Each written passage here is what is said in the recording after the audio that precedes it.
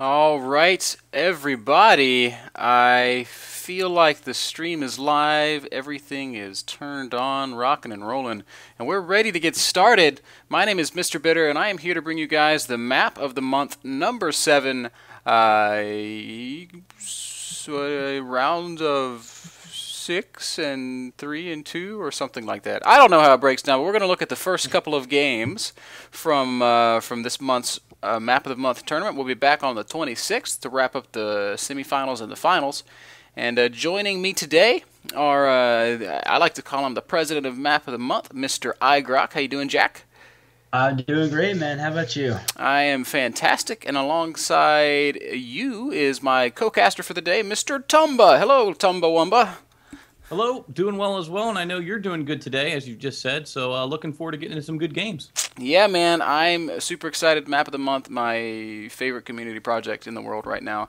I really believe very much so in what you guys do, and I'm glad to be here casting it and promoting it and trying to make it bigger and better and all that stuff. So we're going to look at a couple of games today. We're not going to look at every single game that was played in the early rounds of the bracket. We're going to just pick out some of the best games from the earlier stages, and then we're going to feature the entire set of one of the best early matchups, if we can call it that. And Yeah. again, like I said, we'll be back on the 26th to wrap it up. What's up with that, Jack? What's going on with our cast today? So it's usually the Nap of the Month tournament is a 16-man tournament, but this month we decided that instead of playing like mixing best of threes and best of fives, it was getting all confusing. So we just made it 8 players, best of fives the whole way through, single elimination, pretty much as simple as you can get. And we got 8, really amazing players, so it should be pretty good. Awesome, man. Well, this is the Map of the Month tournament, and if we didn't talk about the maps, we'd be doing it a terrible injustice. So I'm gonna bust it down alphabetical style. We're gonna start off with Antigua Prime. This is a pretty slick little map thrown together by Mr. Iron Man SC. You guys should be seeing it up on the screen right now. It's a two-player map with backdoor entrances to the naturals and rocks blocking the center bases. Tumba, I'm gonna kick it to you first, man. What's your take on Antigua Prime? Well, Antigua Prime, of course, all of the maps so unique in Map of the Month. So, looking forward to casting a lot of this stuff. But actually, was looking at. I'm not 100% I'm aware of anything that Iron Man SE has produced before, but what I do like about it is that there's 2 spawning points. So you know exactly where your player is going to spawn at, and you know exactly where he's going to be. So it makes it a little bit easier for scouting, a little bit of pressure off in the beginning of the game. Okay, yeah. Two-player map always going to make it's going to take away the guesswork that goes into that early scout. It's going to open up the possibility for some proxy play, which I like. But one thing that I like about the map is the fact that these rush distances don't look super fast. It looks to me like you're going to have to walk a little bit if you're going to get to the guy's base. So you're going to really have to commit to a proxy if that's going to work. You're really going to have to yeah, you're gonna have to you're not gonna be able to just proxy 2 racks and get a free win, a la let's say Steps of War, back in early Terran's stages of favorite, retail. of course, the proxy 2 racks, so strong, especially when there is a short rush distance. Also, even Zelnaga, very popular build on there as well, Hmm. especially diamond and below. So Yeah. Now, something else I really like about this map a lot is the way that there's really no lack for expansions. In two-player maps, a lot of the time you'll find that both sides are kind of limited to 3 or 4 bases, and that sort of limits the scope of the game. It's hard to see, super epic long macro games on two-player maps. It's actually kind of uncommon. That doesn't mean they never happen, but they just tend to mine out faster. Think of Zelnaga. You've got 4 bases hmm on Zelnaga that you have access to, and that's really it for your side of the map. Here on Antigua Prime, the mapper has opened this up a little bit further. He's given us actually 1, 2, 3, 4, 5, 6 bases on each side of the map, which is unique in my opinion for a two-player map, and it's something that I really like. So I'm really eager to see how these games play out. I think this one could facilitate some longer play. I'm a little bit concerned about the geography outside of what appears to be the natural third. I don't think that the mapper would allow siege tanks to just park on low ground and shell those minerals, but it does look like it'd be a little bit close. Yeah, and you know what else is interesting? The high yield and the position those are in, sort of vulnerable. It's going to take some guts to take those high yields and lock those down. I'll be interested to see exactly if anybody tries to go for those or not. Yeah, that's a really good observation, and something that I'm keen on. You know, I'm not a big fan of gold bases in general, especially when taking a gold base just allows you to dominate a map. Like think of Xel'Naga Caverns. If you secure the gold base on Xel'Naga, you have cut off the center attack path. As a Terran morphing into a planetary fortress, I mean, you've just solidified that. You're right. That entire half of the map, planetary fortress, so strong at that high yield. Yeah, but you don't have that luxury here. But interestingly, you do have that that natural third base, that high ground third base, that entrance to your territory is. It's a big choke, and a planetary there could be pretty cool. So I don't know. Antigua Prime looking pretty okay to me. Second map I want to talk about today is Core Delta. This one, is this also by Iron Man SC? Am I reading this right, Jack? That should be by Meltage. If there's a typo, my goodness. Huge apologies, Meltage. Oh my goodness! Meltage. Burning Meltage. your mappers. I'm making the biggest heart to you right now. Biggest heart. That's rough, man. So anyway, Core Delta is a 4-player map, obviously. Noteworthy features are the side rocked entrances to the naturals, high ground riches, and a good mix of chokes and open areas and line of sight breakers. This is a really pretty map in my opinion. My absolute favorite feature of it here is that you're given the luxury of expanding in 2 directions. If you come down out of your natural, you can expand. Like if I'm looking at the top left spawn, for example, I can come down out of my natural, and I can either take my third over here at 9 o'clock, or I can take my third kind of tucked in underneath my main around 12 o'clock. And what this means is that I have the option of expanding into or away from my opponent. That's awesome. It means that the Zerg player isn't going to feel super claustrophobic when he's got an opponent to either side of him, and the Protoss player and the Terran player will be able to expand into their opponent should they choose to do so. So that's really cool. Also, the center looks a little bit narrow to me. Which is going to make that those Protoss armies pretty awesome, but it's not so narrow that there's no chance for flanking or things like that. Tumba, any big observations for Core Delta? I think you hit on all the key notes there, but I'll tell you what, as a Protoss player, I would love to play this map simply because, like you said, you got a lot of chokes through there, and also I love the balance aspect of the map, as you said, where you have the choice. Options, always a good thing. Blizzard sometimes criticized for their map making, and this is a prime example of a great way to go ahead and lay out minerals, which gives you different options in the direction in which you want to expand. It's little nuances like that a lot of players don't notice that are so important. Yeah, I agree, and I just want to take a moment to just emphasize. I want to stress how fantastic the community mappers have been for all the Map of the Month tournaments that I've been associated with. They've just been so strong, and just in general, these community maps are so much better and more appealing to me than most of the Blizzard ladder maps. The third map in our Map of the Month pool for this month is Green Harvest. And this is probably my favorite map in the pool. It is gorgeous. It's huge, and it just screams macro. I'm concerned though, because that center looks. It might be deceptive given the graphic here, but that center looks like a freaking cluster flunk. Like I just can't see moving through that. Let me butt in here for a second. All right, so Jack's got to talk about Green Harvest. This is by far the most unique map in the pool. I think there are a lot of really interesting things.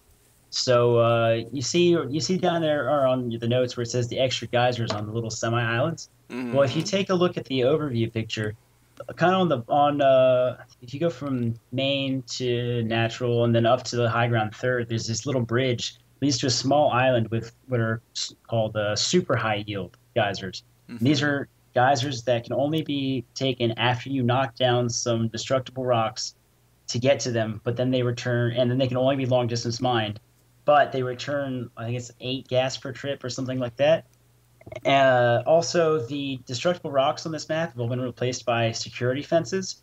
So what that means is that instead of piles of debris that take up a lot of space, these fences are very very narrow, and they allow like units on either side to be right next to each other. But you can only you don't have to attack across the security fence, which free opens up the map a little bit more than you might think. A couple other things are that this natural is very wide open, which allows for some nice aggressive play. Even though there are a lot of expansions and it is a huge macro heavy map, it's not to the point that you can't have aggressive strategies. And in fact, the way that I've played this map has just been, be aggressive the whole way and just take bases when you can, and eventually it ends up being a huge macro game. So you play it like it's a much smaller map than it is. Yeah, that's really interesting. That extra gas dynamic is. I mean, I'm curious to see what that makes. What that turns games into. I love it when mappers make a bold move, I guess we could call it, in their map design. But I also have to kind of question whether it's a good idea to do something that changes or that could potentially change a game so much. So really excited to see how the games play out on Green Harvest. Tumba, anything that you want to add for this one, buddy? Yeah, one thing I did note, the mains look huge, which it means, you want to make sure you don't get caught with any shenanigans. Uh, might want to send a drone or a probe SEV around to scout just because of the sheer size of the main, which I like because it also gives other options for Nidus and other different types of shenanigans that can shake out. We'll have to see if any of that ensues. You can proxy a hatchery undetected in the main. I'm just going to throw that out there. All right. Maybe a little bit of a hint of things to come. The fourth map in our pool today, Monsoon Valley, and this is another map that I'm really, really fond of. It's so pretty. It just looks like, it looks like something like a scene that you'd see at a national park. It's just really nice. This is another two-player map. Rocks in natural to the third choke. What does that mean? Okay, so if you're looking at the overview, you go from your natural, you go clockwise to your third. There's these rocks that make that choke a lot more narrow than anywhere else on the map, really. And in one of the games, I think we're going to see it, where the Zerg player was getting beaten and then knocked down the rocks and was able to like hold or whatever because that just opens up. But it's a nice way to be able to wall off and expand in a different direction if you want to. Yeah, that's cool. My hands-down favorite feature of this map is the fact that you have to push through a low-ground center to really get into the other guy's territory. I don't know how this is going to play out. I mean, on paper, it makes it seem like any ranged army is going to benefit from that. It's going to be very difficult to attack. But there's so many ways across the center that, really, really controlling it and commanding it and saying no, you cannot get onto my side of the map could still prove very difficult. This is such a really nice looking map, and it really kind of seems to hold true to the tendency of all the maps we've seen to just be a big macro map. None of these maps really scream to me, "Hey, I'm gonna cheese." Right. Now that's an excellent point. And if I can toot my own horn a little bit, I did the lighting for this map. All the lighting and sources on here was made by me, but all the rest of the critic is Null Current. He's the one who actually All did right, so hats off to iGrok for the lighting. Null Current, you need to talk to this guy about stealing your thunder. Tumba, what do you think about Monsoon Valley? Very aesthetically pleasing. I like the fact, again, I believe it's a two-player map, no? Yep. Mm-hmm. Yep. And so I'm obviously a fan of those, as I personally don't like to scout. But then again, I'm lazy. So, but no, you know what? It looks like it flows, and I'm really looking forward to seeing what kind of engagements. And I can't help but think, as you said, the low ground center siege tanks being extremely useful as a defensive unit. At least initially. We'll see what happens, though. Yeah, Yeah, totally agree. And so the last map in the pool for this month's tournament is Odyssey, and Odyssey is a nice looking map. But I'm gonna go out on a limb here and put on my critical hat and say that it's maybe the most boring map that we see. This is just a very standard looking 2-player map. I mean, it feels a little bit like Xel'Naga without the rocks to me. Obviously, there's no gold in the center of the map, but it's very straightforward. There's nothing wrong with being straightforward. Nothing wrong at all with being straightforward. It's maps that are straightforward can often give us the best games. But if we wanted to really talk about every map in the pool in general, they just most of them all have some sort of interesting little, dare I say, gimmick to them.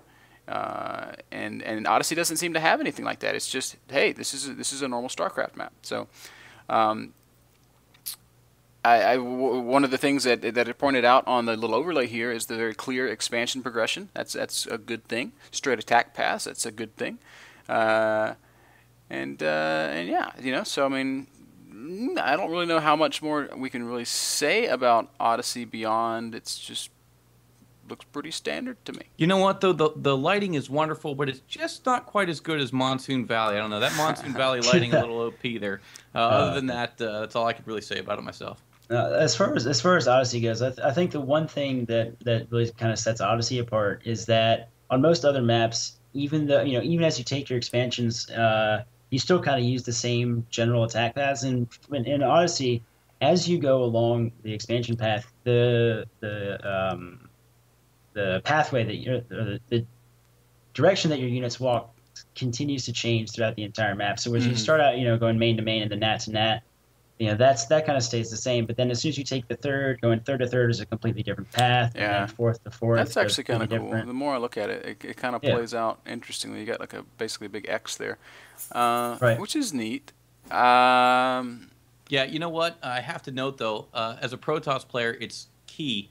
A lot of players don't do it. Some of your better ones will. Of course, unit composition is one thing, but where you actually place your units in your death ball is actually important, believe it or not. You want to have, obviously, in certain situations, Zealots up front to tank, Stalkers behind, Colossus safely in the back. And having to rearrange your army so often can get annoying, and that will play into, obviously, actually may see a little bit of that in this map as well. So looking forward to see if anything like that transpires. All right. And then the one last thing, I got to give credit to Lefix because he made at least half of the textures, I think, are like custom textures. Oh, that's cool. On the ground. That's cool. He's really good about that. Always love to see that. I gotta say, I just like seeing these somewhat unique tile sets. I mean, like the Odyssey, there's not really a map that has that tile set to it. So anyway. That's kind of do it for our map previews for this month's tournament. We're going to go ahead and jump into some games here in just a second. Once again, guys, we're not going to be watching every set from the early phases, from the early stages of the tournament. We're just going to be picking out some of the best games, and then we're going to wrap up the cast today with the entire set of Whiplash versus Maestro. So we're going to be coming back in just a little while with games number 3 and 4 in the set played between Yoon and Poke Bunny. Then we're going to look at Perfect versus Phoenix, which I'm excited to see. And then I'll tell you what else we're going to look at after those two games. So don't go anywhere, guys. We'll be back in just a little while with Yoon versus Poke Bunny.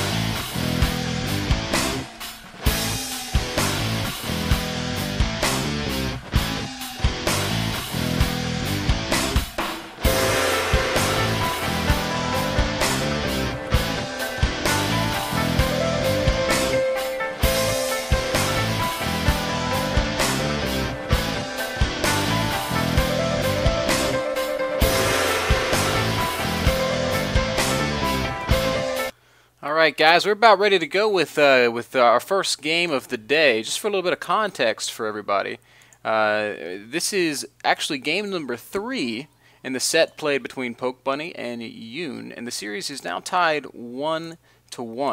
So if you guys are ready, I'm going to start this thing up in just a minute. So y'all both ready to start the countdown here?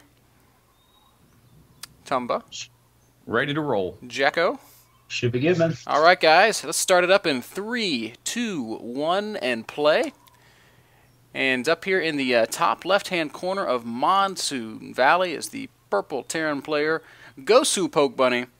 And all the way down in the bottom right, another Terran player, Yoon YJ, Unij? I don't know. I'm going to just call him Yoon. Yeah, man, TVT on Monsoon Valley. One of the cool things about TVT, in my opinion, is it really allows you to see it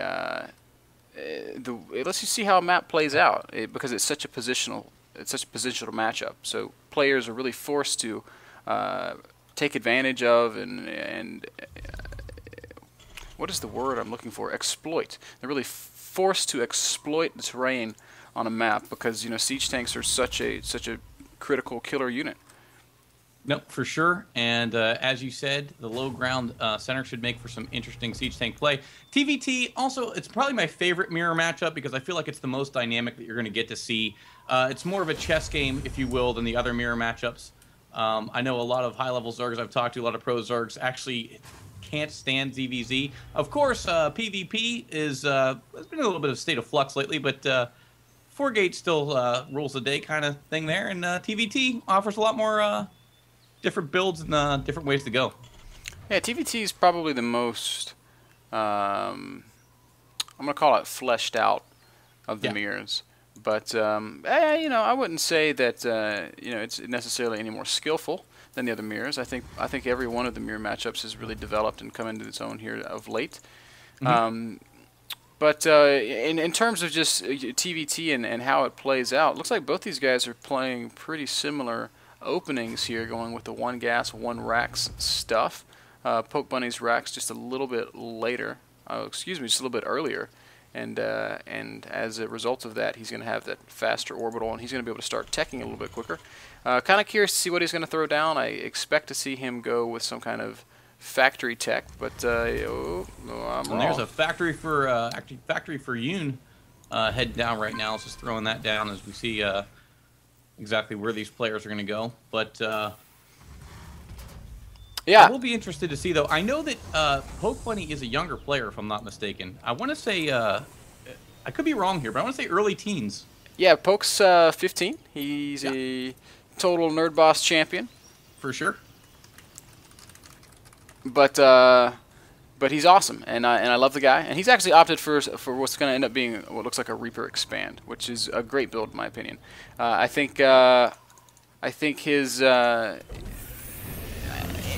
Poke Bunny is he's such a unique player because he doesn't do the normal things that every other Terran player does. He tends to play aggressively in all of his matchups, and he's so good at multi-pronged harass. I love that he's opening up with his early Reaper. It's going to give him a lot of good intel. He's going to see exactly what's coming out of his opponent here, Yoon, who's going for these early reactor Hellions. And Poke should be able to prepare for this pretty easily. I'm a little concerned that he's got no wall in here at his ramp. These Hellions could feasibly just walk right up and cause a lot of problems. But Poke should scout it. I mean, his Reaper sees the Hellions. He just got shut down by his first two Hellions. The Reaper got a good look at those Hellions and caught a blast to the face. Nothing like some fire in the face to start the day off. Man. And, I'm glad to see Reapers coming back into play. You mentioned also that Poke Bunny is super aggressive. Of course, he's 15, the kid's fearless, but hold that thought. Here we go. Early action for you guys. Hellions coming in, trying to roast and toast this SEV and throw off the build a little bit here. Yeah, this is actually a little bit scary as Poke Bunny's siege tank is quite a ways away. And oh no, the wall at the front gets busted down, and the Marines are not going to be able to stand up to these Hellions. And now there are Hellions in the SCV line, and Poke Bunny's got to buy time until the siege tank gets out. He could be in a lot of trouble here. Yep, now into the SCV line, forced to pull SCVs, never a good thing. Hellions up in your face, losing SEVs, not producing anything, all of it bad. And Poke Bunny just Poke immediately Bunny. GG's, and that sucks, man. That was Yes, that's a good way to put it. that because was it absolutely does. that was a 6-minute game. So, Yoon just went for a normal Hellion expand. This isn't an unorthodox cheesy build. I'm surprised at how quickly those Hellions got across the map. That was so fast. Like I feel like that rush distance is deceptively close because I mean those Hellions they were the Reaper saw them right outside of the natural and they were up the ramp before Poke could even really have anything built. That's crazy fast. Sort of a bummer there. I feel like Poke's first siege tank was late. I don't know if he hit a supply block or what, but that was kind of one-sided. Yeah, for sure. I don't think it was designed to go and kill him, although that was the way it did work out. But you know what? Taking nothing away from Poke Bunny, we all have those games, and you were saying he was a young player, and I couldn't help but thinking, 15 years old and aggressive. And as I said during the cast, at that age, man, you're fearless. You're not afraid to try different things. Whereas people that are older, like myself or Artosis, you want to prepare a little bit more. You want to be a little more cautious. But, quick game for him was unfortunate. Yeah. So we're going to go ahead and move into, that was game 3 between Poke Bunny and Yoon. We're going to go ahead and check out game number 4. And that map's going to be on Green Harvest, and I'm super excited to see how that one plays out. So I want to just get this bad boy loaded up, and you guys let me know when y'all are in tow, and we'll jump right into this next game.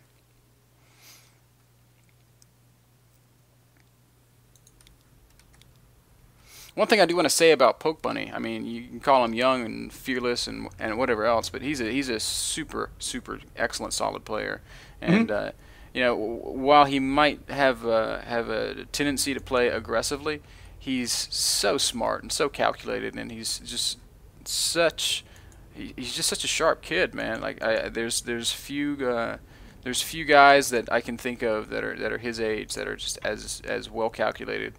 And as well played as Poke Bunny. I feel like those Reapers just caught him off guard, and then Yoon just kind of got lucky because he got the Reapers up the ramp. And if Poke had walled, I think that would have been a very very different game. They crossed the map so fast they didn't have any time. But are you guys loaded up? This is Green Harvest, correct? That is correct. Yep, ready to go. All right, so this will be game number 4. Between Yoon and Poke Bunny. We're going to start this one up in 3, 2, 1, play. And once again, down here in the bottom left, the purple Terran player, Gosu Poke Bunny. And this map is large. Up in the top left is Yoon, and I'm just looking at the attack path that he's going to have to take to get to Poke's base. It is pretty substantial. He's got to really cover some ground to get anywhere. So I don't think we're going to see Poke surprised by any sort of Hellions that just cross the map in a blazing fury. So this hopefully will be a game that develops a little further than the last one, and I'm excited and hopeful to see how does this gas dynamic affect TVT. I'm sitting here thinking for a second. I feel like in TVT in general you've got a lot of gas anyway, or do I have it backwards? Well, I think it depends on exactly what they're going for. If you're obviously heavy mech is going to require more gas, and but it depends also on openings and information and what you see, obviously. But it'll be cool to check out and see just if the high yield changes anything around, or if the players opt to do a build around that. Yeah, it's just such a strange little thing here. These high yield, long range geysers. Really interesting. But you know what's cool about it? I think also is the fact that it is long range mining. So you're going to have there's a bit of risk reward there where you've got your SEVs will be vulnerable. So like I said, I'll be interested to see if anybody goes ahead and opts to take those. Agreed. One thing you mentioned is the really long rush distance, and it's kind of interesting in that in the beginning of the game. No matter what the position is, you kind of have to go through the middle if you want to attack. But then if you start knocking down, some of the fences that are around it, there's 4 fences by the Xel'Naga towers, and then there's fences blocking off the high yield gas. Then you start to get more open attack paths. But until those all get knocked down, you actually do have to go through the middle. Yeah. Yeah, and that's just going to elongate that that attack path further. So that's cool. Once again, Poke is opening up for the same sort of Reaper expand, and he is preemptively adding that depot at his ramp this time, so he could wall much quicker if he needed to. In Yoon's base, we're seeing One Rack's Expo, so he's going to have a faster expansion and a slightly better economy. I think, and I can't help but talk about him because I do like that style. And you were saying not only is Poke Bunny, don't get it twisted. He is aggressive, but he is also a great player, a well-rounded player, has good game sense. So obviously that's a very exciting style to watch. Yoon, however, I don't know that much about, to be honest. Yoon's a Korean, if I'm not mistaken. Jack, am I right or wrong there? I don't actually know where he's from. I know him from kind of way back. He's played in a Map of the Month tournament before. Okay, but he's a rank 1 Masters Terran, and he's really good. Okay. So I mean, that's pretty much all I got to say. Yeah. So Poke Bunny has gotten that first Reaper out. I'm trying to find it. Is that It's it? actually at the center of Xel'Naga. It made its way over to the center of Xel'Naga, got next to it, and realized he had to jump down to actually activate the tower. That is a really interesting. I mean, like like I said, man, the center of this map is so clustered. Like these Xel'Nagas are tucked into little alcoves. And Yeah. you got these fences. Kind of look. The Reaper can't really. I think that tower is actually blocking him. I don't think he can get past. He's kind of having a fit trying to get around the map. Anyway, so Poke Bunny has gone for the Reaper expand into, it's going to just be Marine Tank. You can see he has not gotten siege mode yet, but he's started his tank production. He's got the reactor on that first barracks, second reactor, no, Tech Lab going down on that second barracks. That'll be for STEM and for combat shields, of course. And over on Yoon's side of the map, he's added some gases as well, getting his own factory, and it looks like he wants to play Marine Tank also, at least. That's what I'm going to assume for now. Tech Lab on that first factory. He's just producing a few Marines and making sure that he's safe here. I love that Yoon's being active with the Marines he has, kind of poking them out around on the map, looking for, Marines and Reapers and things of that sort that he might be able to pick off. And Poke Bunny's Reaper, oh wow, great scout there. Gets right into the natural of Yoon. And he's going to see everything. He sees the expansion. He's going to get up into the main. He's going to see the timing on siege. He might even kill an SCV or two here. So Poke Bunny's got to be feeling really good about this. No, absolutely, and gonna maybe even get some SEV kills here. And one thing to note, using the Reaper for scouting, wonderful tool for scouting, as it is versatile. It is able to go ahead, leap up onto the high ground, escape so easily. So, just another trick of his trade. Yeah, man. A little bit of a supply block here for Poke Bunny. And just now starting siege mode, so okay, I was a little worried that he might forget that. Sometimes he does that. I've known him to forget an important upgrade here or there. And honestly, I feel like Poke's in pretty good shape here. He's got he's 2 harvesters behind, and in spite of the fact that he got his command center quite a bit later. Oh, a little bit of an engagement happening in the center of the map, and Yoon is going to be forced to turn around and hightail it for the hills. He's going to lose a couple of Marines, and he's going to be in full retreat here until he reaches his own siege tank, which is actually being rallied up to these Marines. So Yoon will be able to challenge Poke Bunny for some map control when these units meet up together. Yeah, of course, a little bit of a micro-intestine battle here at first. We want to see how both players square up. There's the siege tank, makes it up, now not so afraid to engage anymore. It's amazing how when Marines meet up with a siege tank, they get a lot more gutsy. I think I would be gutsy too if I had a siege tank kind of on my 6. So Poke Bunny looks like he still wants to maintain this sort of aggressive footing. No, I guess he changed his mind. Now he's going to turn back around and just secure his natural. He's going to wait for stem before he pushes out again. Speaking of stem, Pokes is going to finish well before Yoon's, so he is going to have a little bit of a timing window that he could try to exploit if he wants to. The other side of that, though, is that Yoon's siege mode is completed, so, stem or not, attacking into siege tanks is never a good idea. Oh, look at that. Never good at all, as you said. That sort of negates that early stem, as you just pointed out. So often in TVT, another thing that can go ahead and flip the table or turn the tide, if you will, is if you can establish some sort of air superiority, grant yourself some vision on high ground, and siege up in a manner that will allow you to go ahead and shell some of the your opponent's buildings. I know Metalopolis is a map that comes into mind. where a lot of Terran players actually don't regard where they put their buildings and leave them a little bit vulnerable. But I do see a drop from Yoon headed right toward Poke's main here. Oh yeah, man. There's 8 Marines in that medevac, and I think he might just kind of sit back here and wait for Stem to finish. It's only gonna, well, it's gonna be. Oh nope, he's not. He's going to go ahead and run right in there. And Poke Bunny is not going to see it right away. He will lose a couple of SCVs. 4, 5, wow, 6 SCVs are going to go down here before Poke reacts at all. And oh no, might even lose a siege tank. Nope, he's going to pick up and just get out of there. So that was actually a very well worth it drop. Yoon killing a grand total of 9 workers there. So Poke Bunny maybe a little bit slow on the reaction, and his army also well out of position. His Marines are all the way up in the center of the map, so I mean they were in no way able to respond to that drop. Right, and that's a good way to circumnavigate the tanks. A good way to get away from siege mode, fly around it. Yes, indeed. So a second drop happening in the back of Poke Bunny's natural, and at the same time, Yoon is pushing up through the center of the map with his army. He's got his tanks with his Marines. That's going to make it very difficult for Poke Bunny to actually engage that ball of units. If Yoon can secure this high ground, oh, great stem there from Poke. He's going to catch everything before it sieges, and I think he's going to kill this entire army. Oh, huge victory there for Poke Bunny. Absolutely. We've got excitement fireworks in the center of the map, and there he goes, catching them unsieged. So critical, able to get his own tank sieged up. Great firing arc. That's the way it's done there. Yeah, but in the meantime, Poke Bunny has been taking a lot of economic losses here, being forced to call down mules to repair his command center as he stems and runs units over to finally deal with this drop. Oh no, and at the same time, Poke Bunny's pushing the natural of Yoon.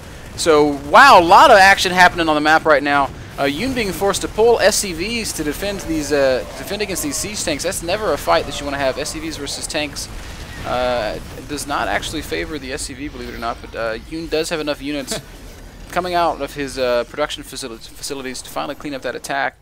And if we look on the units tab, we can see that after all of that, Poke Bunny comes out of that a little bit ahead in terms of SCVs, and also a little bit ahead in terms of his army. His army is bigger. He has more supply. He's in better position right now than his opponent. And something to note that you had stated earlier, actually, wonderful multitasking from Poke Bunny, able to defend his third while pushing in on that attack as well. So, you know, just showing great skills there and getting a little bit ahead. As you said, 92 supply of 113 for Poke Bunny and 79 of 110 for Yoon. Yes, indeed. Now, Poke Bunny's opted to get a Viking out to start kind of working towards that air supremacy that you mentioned earlier, and it's also going to help him usher out these drops.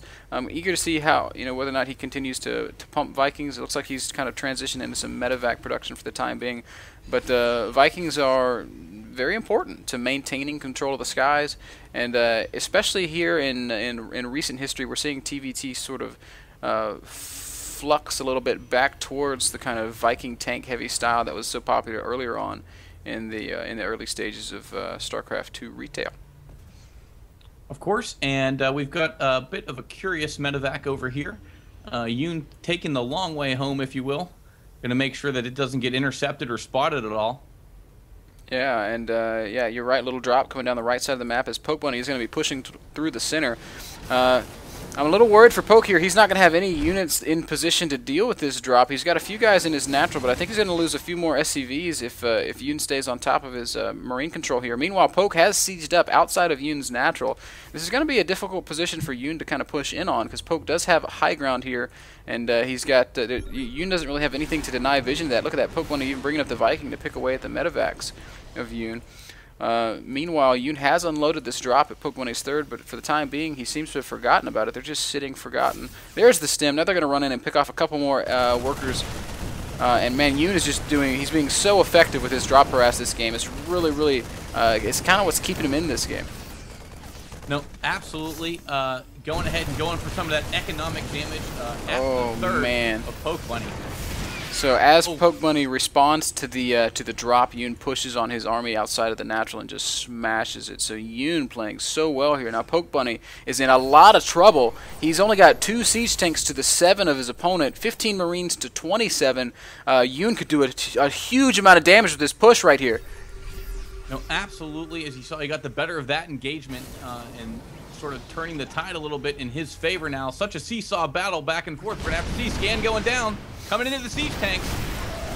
Oh man, and Yoon is just going to walk right up into the dead zone and siege up. Maybe not the best move, if all things being equal, but he's got so much stuff that I think he's just going to power through Poke Bunny's army. Poke loses all of his low ground siege tanks, all of his low ground marines. He does have that lone tank up on the high ground, and he's trying so hard to just hold here. Oh man, but his losses have been so substantial. Yoon has 24 more Marines streaming up the map right now, and I feel like when these guys get here, it's possibly, and it's very likely going to be the proverbial straw that breaks the Poke Bunny's back. Absolutely, well said, my friend. And you can see this is what it's all about in TVT. You want to go ahead and lay siege and hold. The question is, can Yoon hold this position? And of course, it looks like he's going to. The Marines will arrive and probably, unfortunately for Poke Bunny, polish him up here. Oh man, so he's going to send those Marines around the backside. He's basically taking control of Poke Bunny's ramp with these siege tanks. Poke Bunny can't move down the ramp. He can't come to save this third base. Third base is going to be lost. Poke Bunny has such a huge harvester lead, but it doesn't matter because Yoon's got the bigger and the better army, and Poke Bunny can't even get out to deal with it. Types out the GG. Yoon is going to take out Poke Bunny and also close out the set. In that game number 4, Yoon wins over Poke Bunny 3-1. That surprises me, man, for a master level player to knock off Poke Bunny, who's a very respectable Grandmaster player. Poke Bunny in MLG Dallas, Poke Bunny actually eliminated Sheth. That's how good he is. He's freaking strong. And a little bummed out to see him go down. He's my little buddy, and I'm always rooting for Poke, but he gets picked off by Yoon. So very well played by Yoon there.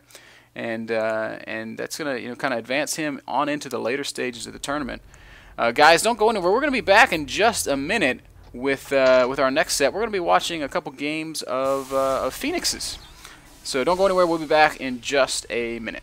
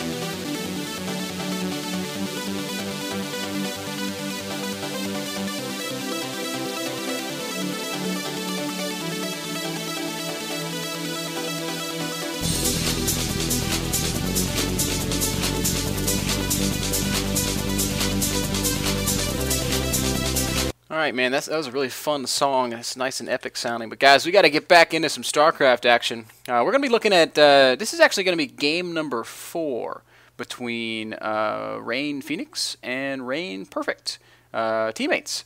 I want to give a little bit of backstory here. These guys have, coming into this game, these guys have played, obviously, 3 games prior to it. Perfect is up 2-1. And Phoenix has to win to stay alive in the tournament. Now, Phoenix was the winner of the last Map of the Month tournament. So for him to go out early on would be a little bit of a disappointment. But losing to Perfect would actually be nothing to be ashamed of. Perfect is a fantastic, super strong Protoss player on the North American server. So if you guys are loaded up, I'm ready to get this thing going. Ready? All right, let's go ahead and hit play in 3, 2, 1, play. We do have Phoenix up here in the top right-hand corner, and down in the bottom left is Perfect. I do want to stress once again, for you guys watching at home, we played so many games in the early round of this tournament, we just don't have time to cover all of them. So what we're doing here is we've just picked out a few good ones that we're going to talk about, and then we have a featured set of the day where we'll show all 5 or however many games that end up getting played between Maestro and Whiplash. That'll be a ZVP as well. So you've got that to look forward to. But first off, we got to watch Rain Phoenix versus Rain Perfect. I know both of these guys fairly well. Perfect's PVZ is pretty immaculate, and this guy is one of the hardest workers in the North American StarCraft scene. I'm so pleased to see him playing on somewhat of a stage against a strong opponent in Phoenix. Yeah, and of course, myself playing Protoss, always a fan of watching the Protoss. Interesting thing, though, I'm a Protoss player, but all of my favorite players that I root for are Zerg. So I kind of betray my own race in that regard. I got to say it, I got to shout out, I love Six Jack's vibe. I had the pleasure Vibe rocks. He's so cool.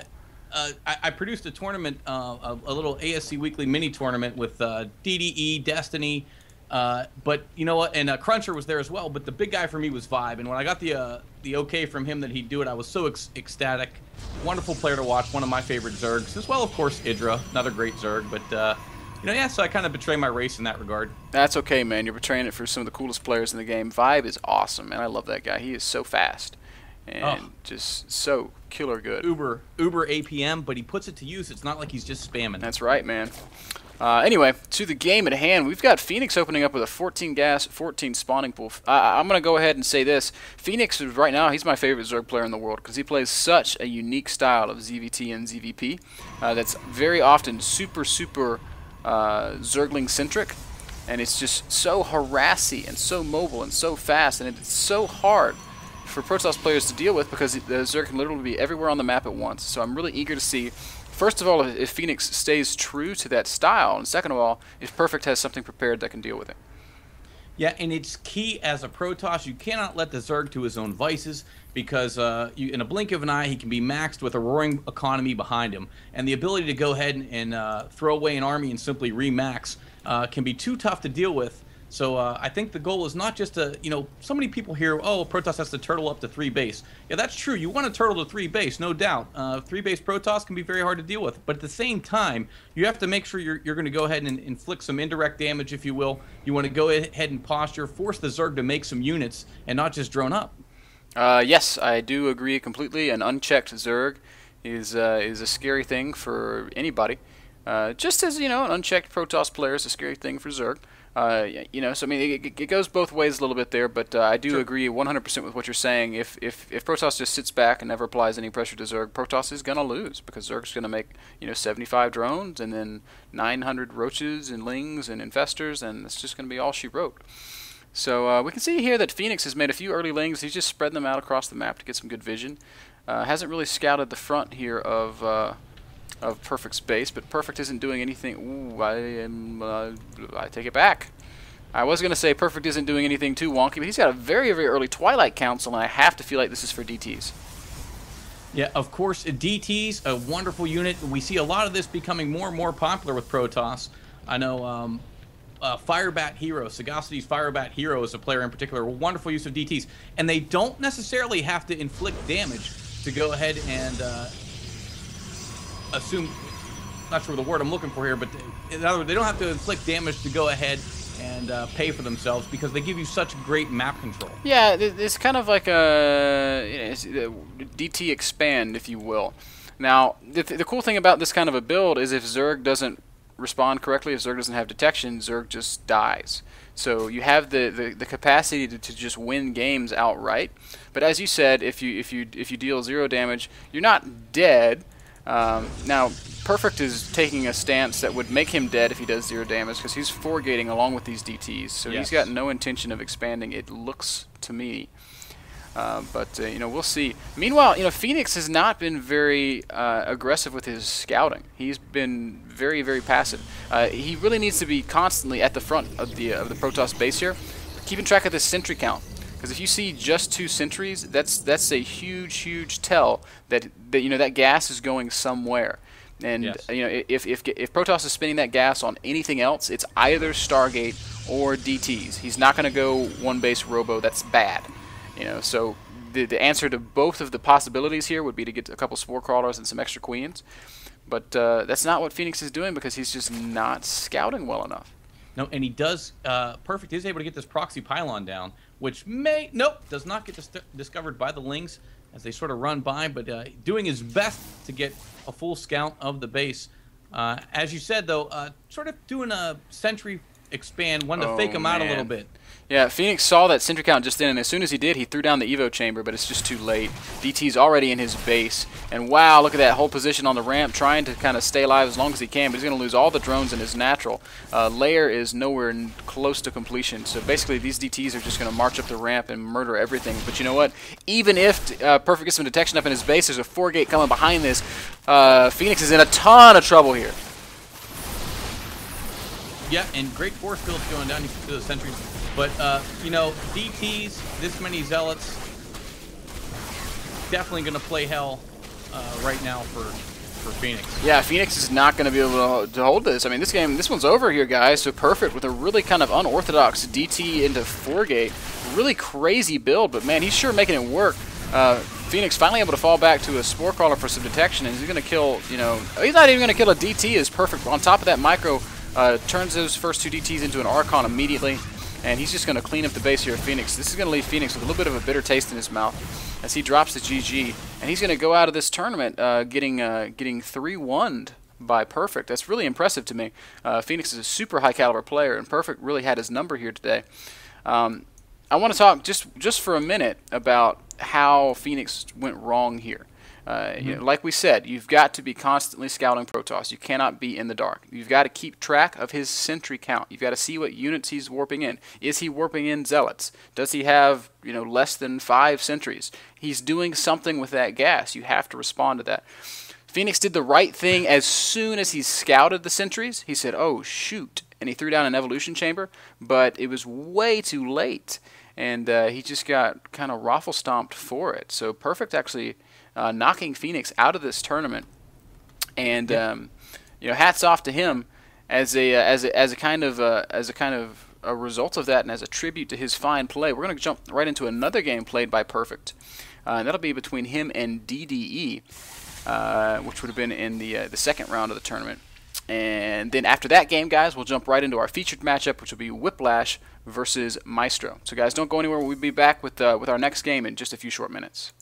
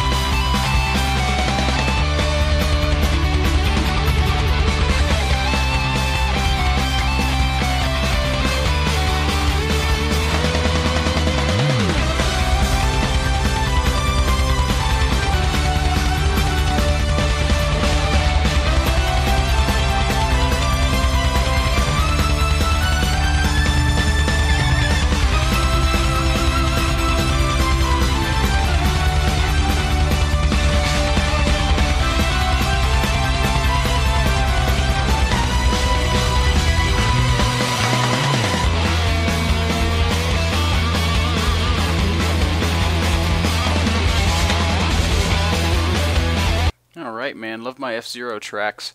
So, guys, we're about to jump into our next game. This is going to be Perfect versus DDE, and I know we're kind of bouncing around a little bit, not really playing out all these super big, huge, long sets. But this will be the last game that we do that with. After this, we're going to jump into a best of 5 between Maestro and Whiplash. This game's going to be between Perfect and DDE.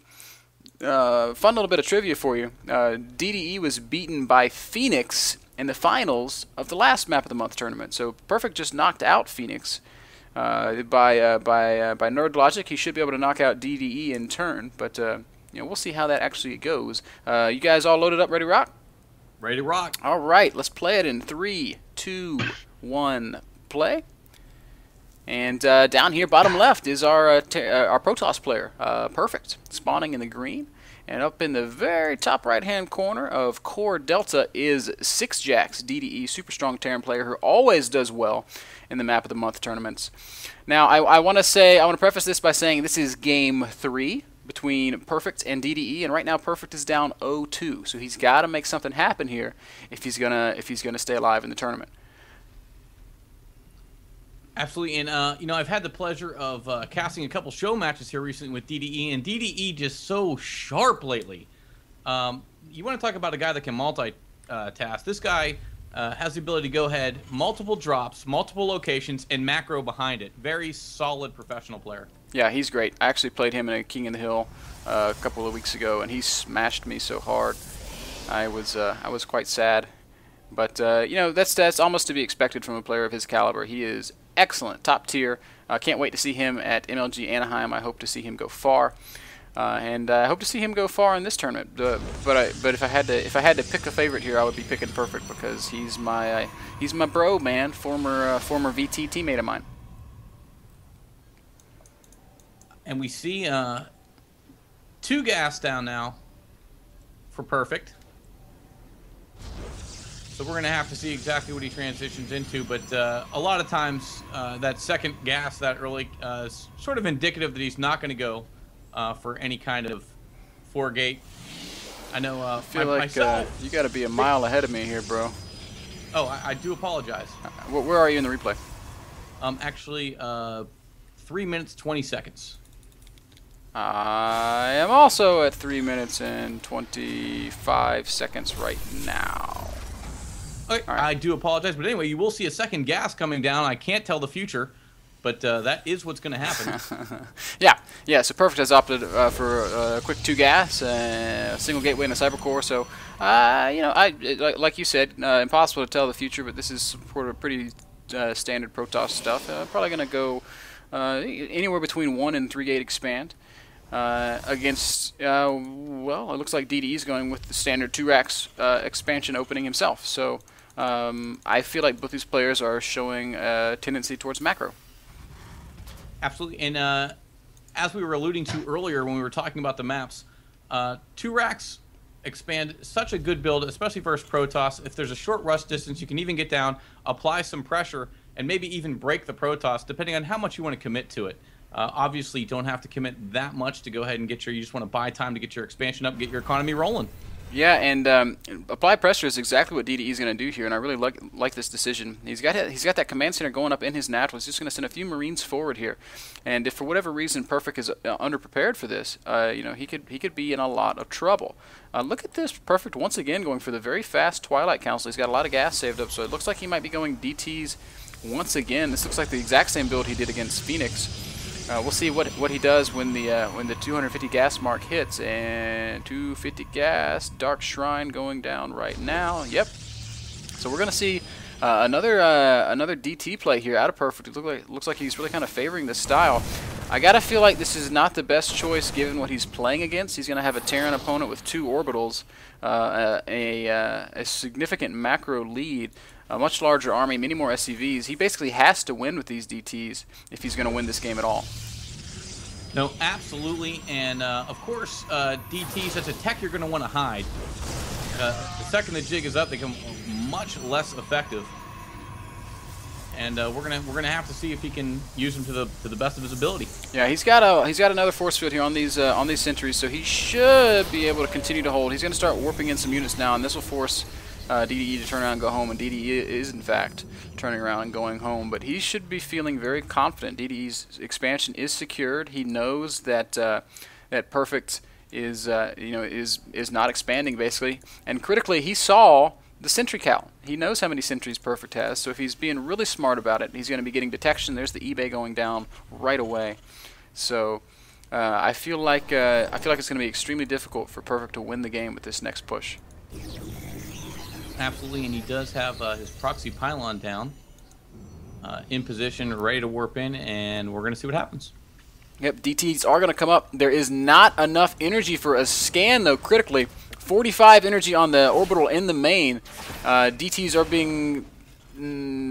yeah, come on, DDE. Split up your DTs. If they're all in the same place, they're going to be in trouble. So, oh, no! So DDE scans the single DT. Oh, wow, no, it did have enough coverage. So here comes the 4-gate push out of DDE coming up the ramp here. A turret going down on the low ground.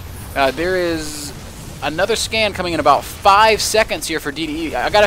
Honestly, I feel like DDE is going to be fine. He's just going to lift that command center, and he's got all these Marauders coming up. Perfect is going to apply a lot of pressure, putting down the proxy pylon in the natural, but DDE just has so many units, I don't see him really getting up that ramp. Yeah, no, and of course, the main goal to get on top of the production of the Terran, shut that down, thereby forcing him to pull SCVs, and as you said, just going to lift off to safety and sort of wait it out. Yeah, so I mean, honestly, this went a little bit better for Perfect than I thought it might. Those DTs just kind of got there at a good time, and he ended up not losing them all to a single scan. But oh no, I don't like this choice to really commit everything to this ramp, though. I feel like Perfect would have been much better served to just contain and expand. But wow, the Protoss army taking huge amounts of damage from all those Marauders. But man, those gateway units, again, doing better than I thought that they would. SCVs being pulled to surround the Zealots, but now there are Marauders remaining, and Marauders do so well against Stalkers. They're just going to load up into that bunker, and again, DDE is looking pretty primed to hold this. Perfect doing such a good job, though, of applying steady, strong, constant pressure. Yeah, and my gateway units don't do that. When my gateway units march up a Terran ramp like that, they get utterly decimated, especially with high Marauder counts. But Perfect, like you said, you'd like to see him go ahead and take another base at some point. Would probably be a wise decision. Although he does have DDE sort of pinned in here with his contain. Yeah, DDE even has a Marine in the natural of the Protoss. Or in the Protoss natural, so if he just sends a single probe down there, it will get killed. Perfect looks like he just wants to continue to commit to this 4-gate. He's basically saying, I'm going to put all my ducks in this one basket. Do you put ducks in a basket, or I think it's eggs? It's sort of ducks in a row, eggs in a basket. Either way, you sound good saying it, though, as we can see a starport going up if I am at the same time you are. And I believe he is going ahead and getting a reactor on that factory. I think... oh yeah, you're right. It is a reactor. I was thinking for a second that maybe Banshees could just kind of win the game outright, because there's no detection for ages coming for Perfect here. But DDE is going to be content to probably slowly get those medevacs out. Those medevacs will let him push down that ramp and kind of retake that natural expansion. Perfect is finally going to expand. And if we look on the units tab, he's actually managed to put himself ahead here. DDE is able to produce SCVs off of 2 command centers, so he will be able to kind of retake the Harvester lead, and of course he is still dropping double mule, which is excellent, but he's mining out this main so quickly. If he doesn't do something about taking this expansion soon, this game's going to get away from him.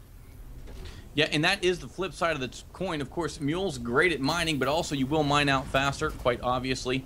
However, you know what? I feel like DDE is just playing patient right now, and that's never a bad thing. I think a lot of players tend to panic, and you see a player parked outside your base, it can be a little nerve-wracking, and you might move a little too soon.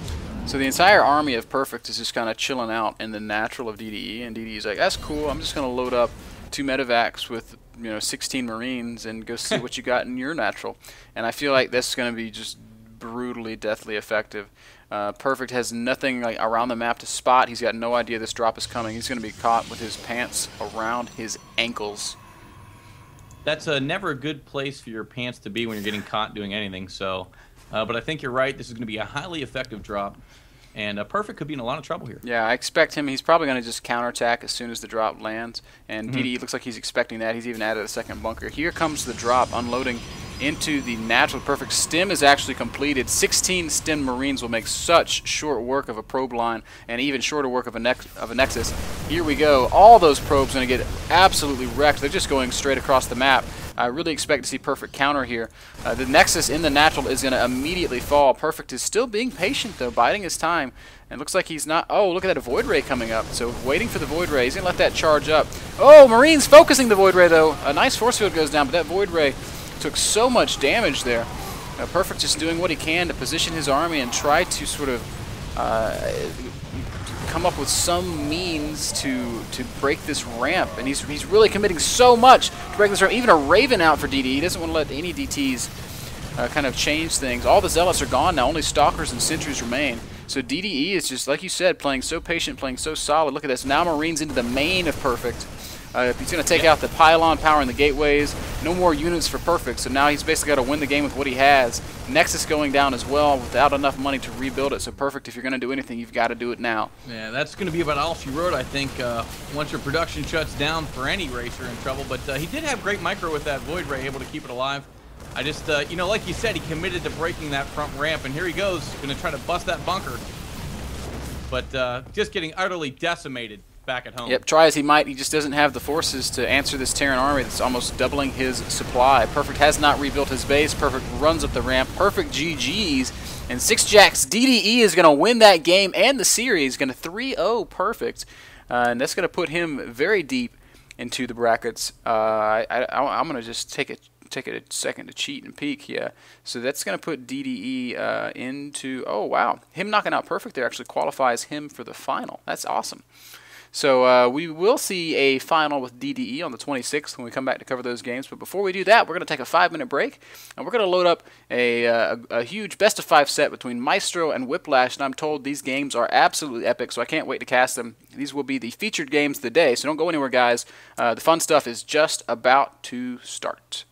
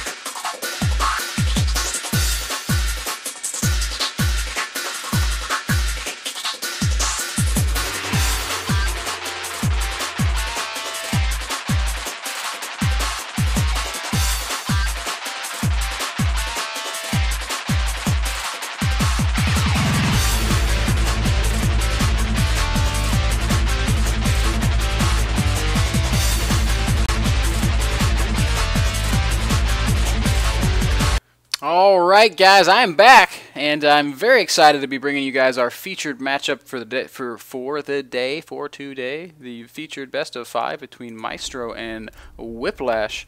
I'm stoked to see these games. This is a best of 5 set, and it is going to be awesome. I have been told that these are some of the most exciting games ever played. since the release of StarCraft 2. I'm embellishing maybe just a little, but they're supposed to be quite good, so I cannot wait to get into them.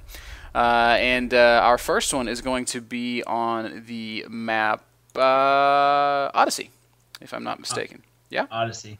All right. So, Jack, since this is the featured match of the day, can you tell me anything about these two players? All right. Well, I mean, you know Whiplash, ex-member of VT, very good Protoss. And one thing that he's really good about is he's a really good supporter of the mapping community. He's always, he's one of the few pros who does post a lot of comments in the mapping subforum on Team Liquid. He's participated in a lot of Map of the Month tournaments, and I just think he's an awesome guy. And of course, he's really good. And then Maestro from Team Sagacity is a very, very high-level Zerg. And I think, Tumba, do you remember, is it specialty ZVP or is it ZVT? I believe, actually, I think it's ZVP, but he offs as Terran. I know I've live cast him in a lot of our Stim TV tournaments, and he'll off race as Terran, just an all-around great player. So I know that he's deadly. He does have a very aggressive and style, and does do some unique things that I think Ben, you'll get a kick out of him. Awesome, man. Well, I cannot wait to see the aggressive, unique stuff that Maestro has in store for us, and of course, I cannot wait to see my buddy Whiplash putting his dukes up and hopefully showing us some really good games. So, game number 1 between Maestro and Whiplash on Odyssey. Are you guys ready to get this thing started? Ready to rock. All right, man. 3, 2, 1, play. And in the 9 o'clock position on the far left-hand side of the map is Maestro Saga. He is the yellow Zerg player. We see the good luck, have fun, GG come out of Whiplash, and the U2 from Mr. Maestro. Whiplash, of course, over here on the right-hand side of the screen, spawning as the Teal Protoss. And I'm excited about seeing how Odyssey plays out, because I looked at it at first and I was like, I'm not sure I like this map. But then I looked at it a little bit more and I'm starting to feel like it's kind of cool. I'm a little concerned for a Protoss player. I'm not really sure how he's supposed to secure his third base, because it does have 2 very, very accessible entrances that I do not think he can just wall with gateways and stuff. And I think taking and securing a third will be tough for him. But I gotta absolutely take my hat off to Whiplash, who's opting for a fast expansion. I love it. This is, in my opinion, the strongest way to open against Zerg. If you can secure your fast expand, you're going to be in a great position moving into the mid game. It reminds me of Complexity Gaming's RSVP, as in an interview recently said, really the only way to open against Zerg right now, forge fast expand when the map obviously dictates. So, as you said, very safe opening. And there goes that forge. Of course, that early pylon down indicative of the forge fast expand. But I got to talk about Team Sagacity just for a second, as I have had the pleasure of casting them. You know, it is a team up on the rise. They've got a lot of great players, and they all have such wonderful attitudes in gaming, which a lot of time you don't see. Never see them BM or anything of that sort. They're not into the drama. They just want to play the game. So I'm looking forward to really watching Maestro here. Yeah, Validity Saga is one of the better players that I've ever seen play. Player. He's just killer. And I know that I think Day 9's done some stuff on him. He is fantastic. And I'm excited to see Maestro, because I mean these Saga guys, they seem to be showing up in a lot of these online events, and I haven't really seen them win any just yet, but they're always doing very well. Yep. Anyway, so it looks like actually that Maestro was wanting to go for an early hatch, but Whiplash was able to get that probe over to the Zerg base in time to drop that pylon, which is obviously very annoying if you're trying to hatch first. We see that instead Maestro's opted for the old 17 spawning pool, and Whiplash is playing pretty safe and smart, throwing down that cannon at the front. He's got the forge up. Oh, look at this Maestro hatchery block. What a little sneaky little jerk. Yeah. Yes. If you can't take the hatchery at home, may as well plant one down at your enemy's natural. Yeah. I'll be completely honest. I don't think this is always the most cost-effective thing to do, especially when the first Protoss cannon facilitates, you know, what we see happening here. But wow, the cancel into a second hatchery is cute as well. So Maestro just kind of basically stalling as long as he can. Oh, and Whiplash being a jerk as well, dropping a gateway into the natural. This reminds me of Venom. This has got Venom written all over it. You've got the old pylon gateway in the natural. Can be irritating to deal with, to say the least. Yeah, absolutely. So Whiplash finally going to be able to get his Nexus started. His Nexus will start well before the expansion of Maestro. So I think Whip's going to be very happy with that. There are Lings out now, though, so they will be able to deal with the gateway and the pylon here, I assume. They are right now. They're just kind of parked on the ramp for Maestro. I would think that he'd probably want to take care of those buildings in his natural, because he's going to want to get that expansion up as soon as he can. Oh, nope, never mind. He's just going to take his third. And I think what we're going to see happening here is Maestro's taking that third base as his second base, and as soon as he cleans up this natural, he's going to take that as well. I think if I may be so bold as to make a prediction. Third as second, second as third, then, and will be on 3 base either way. So at that point, obviously, strengthen the economy as we're going to head into the mid game here without too many clashes. We saw the little proxy hatch shenanigan go down. Yeah, that was cute. And look at this. Whiplash is actually completely walled off his front. And Maestro sees it. He's got the Overlord right there. This should tell him right away that Whiplash isn't planning any kind of gateway shenanigans. I would be thinking Stargate immediately upon seeing that. And look at that. Whiplash throws down a Stargate just as I say it. Yeah, well, it can be another thing about Stargate, not necessarily tech that you have to hide. You know, it's not going to be like with DTs where you're going to have to hide that Dark Shrine. It's not the end of the world if it is spotted. However, all you know, element of surprise always better. But I think Maestro will be more than ready. Yes, agreed. We got Whiplash just trying to micro this Zealot into a corner so that the Lings can't kill all these guys. It's like, this is the friendliest Zealot Zergling pair I've ever seen in my life. These guys are just like hanging out. Zealot's like, sup, and Ling's like, oh, not much. check the Xel'Naga Tower. Yeah, you've got that whole thing. They're just kind of shaking hands over there. Yeah, man. Zealot even jockeying forward, taking a couple pokes, and the Ling's just kind of chilling. This is so cool. Maestro's trying to be cost effective here. He could kill that Zealot if he just attacked, but he doesn't want to waste units carelessly. That's just such a hallmark of a good player. Just being is unit retention. Unit retention is so important. And so I mean, this Zealot's just going to kind of chill here probably forever. Oh nope, he's going to run home. And Maestro actually, oh no, speed's done. So poor Zealot, he's dead.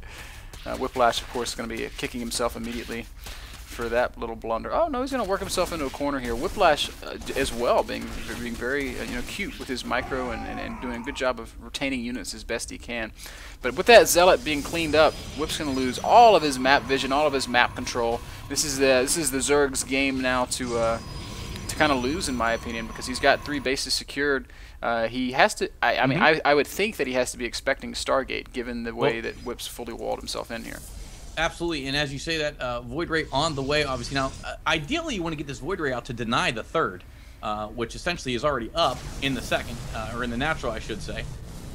So it's going to be interesting to see how this shakes out. As you said, you know, Zerg really have to rely on what they see to scout, because they really don't. It's not like they have scans. It's not like they have observers. So they got to really get their information based upon the units they see. Yeah, yes, I agree. It looks like Maestro's going to be A-okay here, though. He's got 2 queens down in that third base. That Void Ray. Oh, Whiplash being a little bit careless there, losing the Void Ray. That's actually a really big deal. That Void Ray is really critical in just just kind of keeping map control and kind of keeping the Zerg player honest. You know, like, Zerg player can't be super greedy with that Void Ray out on the map, because like if he took a fast fourth, the Void Ray would just kill it. But look at what's going on here in Whiplash's base. He's made that 1 Void Ray and he's thrown down 6 gateways. So he's gonna just 6 gate behind this. A 6 gate push, very strong. Of course, 6 gate blink stalker can be greatly effective, as you mentioned, with unit retention, but we're going to see exactly what Whiplash comes up with as he destroys his own Psy-Core there to move out. Yeah, I almost have to really question this move from Whip, though. He's given Zerg so much time. Zerg's sitting on, well, only 51 drones. Wow. So not as much time as I thought, and Zerg's just pumping out a ton of Zerglings. Still, though, I feel like Zerg's going to have enough stuff to deal with this, even if it is a 6-gate. I would feel more confident in Zerg if he had Roaches with Burrow, though. He's going to be defending this with pure Ling. And I don't think Maestro really realizes what's happening here. He's got no idea, actually, that Whiplash is on the outside of his third base's creep. So this could actually be scary. Look at this. The Lings are actually moving across the map. Oh, no! Whiplash hasn't closed that wall off, and the Lings deadly run by here. Are not doing anything. They're chilling out in the third base. So here, all right, here comes Whiplash. Whiplash is pushing into the third. Maestro running everything back home, so he could have hit with a huge counter, but instead he's going to run everything back home. And I think Maestro's probably going to, wow, nice surround there, getting all the stalkers.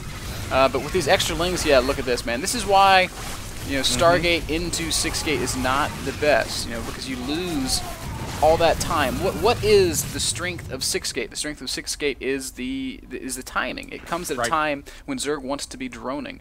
If you go Stargate into 6-gate, you've allowed Zerg to drone, and now he's saturated on 2-3 bases and ready to just produce units on a whim. So I really feel like maybe that was a little bit of a misstep by Whiplash, but he's certainly not out of this game. He's got these 2 secured bases. He's he's been very close in probes for the most part. Look at this. Now he's transitioning back into double Stargate. And yeah, he's going into Phoenix now. I got to question this too as well. It's like he can't pick away and stick to it. As you said, one of the things with 6-gate is for that timing, you want to get up, Twilight Council, want to research Blink. That would be your prototypical style of play. However, I think that Whiplash was a little thrown there. And as you said, a bit of a misstep. So we're going to see if he can't go ahead and do some work with these these Phoenix, maybe supply block them. Against standard Zerg play like Roach Infestor, I would agree with you saying that these Phoenixes are a misstep, but I think what Whiplash has done is actually quite ingenious. He's recognized this mass ling, and he's thinking, okay, Zerg's going to go Muta, and as you can see, Zerg is going Muta, so Whiplash has read that perfectly, and he's going to have double Stargate Phoenix coming out to deal with it. The real question here is going to be, can he get enough double Stargate Phoenix out to do? Oh no, Whiplash critically losing all of his sentries, leaving them in a whole position at the tower. He's got to be kicking himself for that move. All that gas wasted, all that investment gone. And as you said, mutas are on the field now. That Muta cloud getting more and more dangerous. Of course, 12 on the field currently. Harvester count about the same, but we're going to see the engagement here. As you said, those Phoenix paying for themselves now. Yeah, this Phoenix is really doing a great job of shutting down the Muta play. Those Mutas can't run away. They need to just turn and fight. They'll never escape the Phoenixes. The Phoenixes are actually faster, and they can shoot constantly. So a little bit of a bummer here for Maestro. I don't want to see him continuing with this Muta play. I don't think it's going to work out for him. He is droning kind of hard and starting to make some corruptors here. So corruptors could change things a little bit. Whiplash picking up a queen in the third base, but not really able to do any additional harass because there are a lot of spore crawlers around the map. And look at this big counter into the third, and this is going to shut down the Nexus for Whiplash. This is actually a really big bummer. The fact that he lost all those units in the middle of the map is really hurting him right now. If he had those sentries. You called it with this third. Very hard. Going to be very hard for him to go ahead and maintain this third. However, look at those. Ingenious Phoenix, as you called them, come in. Going to go ahead and clean up a lot of those mutas. Now Phoenix is being forced to lift Zerglings. I guess it's better than nothing, but this is not really what you want to have when it comes to fighting Zerglings. Whiplash is going to be able to kind of hold here, but I do feel like it's going to continue to be a struggle for Whip as his third base is kind of far from the natural, and man, that's kind of funny. The Zergling blood is splattered on the Nexus from them being lifted. That's kind of cute. Anyway, gonna want to wash that off for morale's sake. Don't want to see new units warping in, seeing blood everywhere. Not a good sign in your own base. But you know what? You made the point. I got to touch on it again because obviously this is map of the month. So if you're a Protoss on this map, you may want to favor its strong 2-base timing, simply because, as you said and was just illustrated, that third's so hard to kind of hold, even after going ahead and repelling the initial 2 attacks. And I see some Banelings. Yeah, I'm really impressed with Maestro's transitioning here. He's gone Mass Ling into Ling Muta into adding Corruptors for the Phoenixes into Banelings. And this Baneling attack is going to be pretty freaking awesome, man. I don't see this natural surviving against all these Banelings. Phoenix is nicely lifting up the Banes, though. Oh, and some great force fields by Whiplash. And, oh, unfortunately, he's one force field shy. And now he's got no more sentries. These force fields in the third will eventually expire. But wow, such excellent control there by Whiplash. Very, very well controlled, lifting up all those Banelings, dealing with the Corruptors as well. And we said holding this third would be difficult, but Whiplash has shown us that with good control, it's possible. Yeah, but you know what? He's making it look easy. What he is doing is by no means easy. You need stellar control to do that. Not taking anything away from Whiplash, of course. Hanging on, if only barely, as you can see, trying to get his cannons powered back up. and going to go ahead and throw some more pylons down there. Yeah. But, and look at this. The Zerg doing what the Zerg does best, swarming. Yeah, man. And Zerg has secured a 4th base. He's sitting on 75 drones, so his economy is in great shape. But Whiplash's economy is not doing too badly. And look at this. Whiplash catching morphing banelings out in the center of the map with these Phoenixes. These Phoenixes have been so worth it. Oh, my gosh. So basically shutting down this, not necessarily shutting down, but definitely slowing down this Baneling play out of Maestro. And I feel like Maestro might need to make another transition. I see he's got the Roach Warren down. He is not getting any Roach upgrades, however. I feel like it might be time to kind of move into some Roach Hydra, though. Whiplash doesn't have any Robo. Or he's got a Robo, but he doesn't have any higher Robo tech. Right. Of course, you'd be a little more tentative if you saw a Colossus or 2 on the field. Obviously does not have those. And Hydra is so good against gateway units. Oh, so many Banelings going in and going ahead and getting a nice round here on some of these elves. However, this is going to get cleaned up here at this 3rd. Man. And I think he's proving me wrong here in 2 instances. 1, the Phoenix paying off, and 2, man, look at him defending this 3rd, and easier each time. And you know what? You're right. Maestro, obviously looking good on economy, has a macro hatch down, is going to go ahead and... Oh, and as I say that, trying to put up a 4th. Yeah, Whiplash getting very bold. Working very hard to get that macro going. He's playing so well. I'm so impressed with his control. Those last second force fields in the 3rd base were so critical in keeping the majority of his army alive, zoning out all those banelings. Look at this. Phoenix is going heads up with Corruptors. You don't see that every day, but Whiplash does have the numbers for it. And he's also got +1 air attack, which makes these Phoenixes oh so much better. Another big Baneling attack coming into the 4th base now of Whiplash, and I feel like I don't think there's any defending this one. No. Charge! Seems like he is going to lose. Although Zealots would charge, trying to do whatever they can. Although the Lings do have a full surround, no cannons down. He will lose that Nexus. Yeah. Bummer there for Whiplash, but he is putting up a hell of a fight. I feel like he probably needs to just kind of fall back and consolidate a little bit. I think if he would just kind of retain some of his army and let his numbers grow a bit, that he would have a better chance of finally kind of ebbing the flow of this constant Zerg swarm. Look at that, Archons coming out now. I like that choice. These Archons are going to do extremely well against Zerglings. They soak up so many hits from Banelings also. So the Archon switch, I'm loving it. And it looks like Whiplash just wants to transition all the way into Charge Lot Archon, and I think that's really, really clever given what he's playing against. Archon's great against Banelings, great against Zerglings. Charge Lot's great against Zerglings as well. And ooh, Hydra's coming out now from Maestro. I'm not sure that I approve of that transition, especially with Zealot Archon on the field. Yeah, and as you said, Archon's good at soaking up damage as well as going ahead and frying those Lings. So, but you're right though. He does need to sort of ball up and retain units because, as you see, supply tells it all. It's sort of been slipping there a little bit for Whiplash. It's 107 to 162. Now, it's not a horrible thing to have Zerg ahead of you on supply. It doesn't dictate a loss necessarily. But being down 50 supply is a bummer. It's a bummer, for sure. At that point, it starts to be, you have to make something happen. And again, though, hats off to Whiplash. Wonderful control. Just going ahead and putting an exhibition here. And look at this. He's going to try and take this 4th again. I love it. Yeah, I think this is the right move. He's got to secure this 4th eventually. His main's mined out. His natural is thinning. And even his 3rd is not going to be around forever. But great sense from Maestro. Yeah, Maestro all over it. Absolutely all over it. Zealot Archon is going to probably... Oh, and Storm's done as well. That's fantastic. Oh, so many Hydras. This could actually be a big problem. The Storm got wasted on the Lings. Archons are so good against biological units, though. Wow. And the Hydras are actually going to get cleaned up, and Whiplash holds here. That's a really big win for him, because not only does he repel that army, he retains most of his Archons, and he secures his 4th base. So Whiplash... Oh man, so many Hydras coming down the map. So again, that was a great hold for Whiplash. If he can hold against this next wave of Hydras, I think he might have a really legitimate shot at winning this game.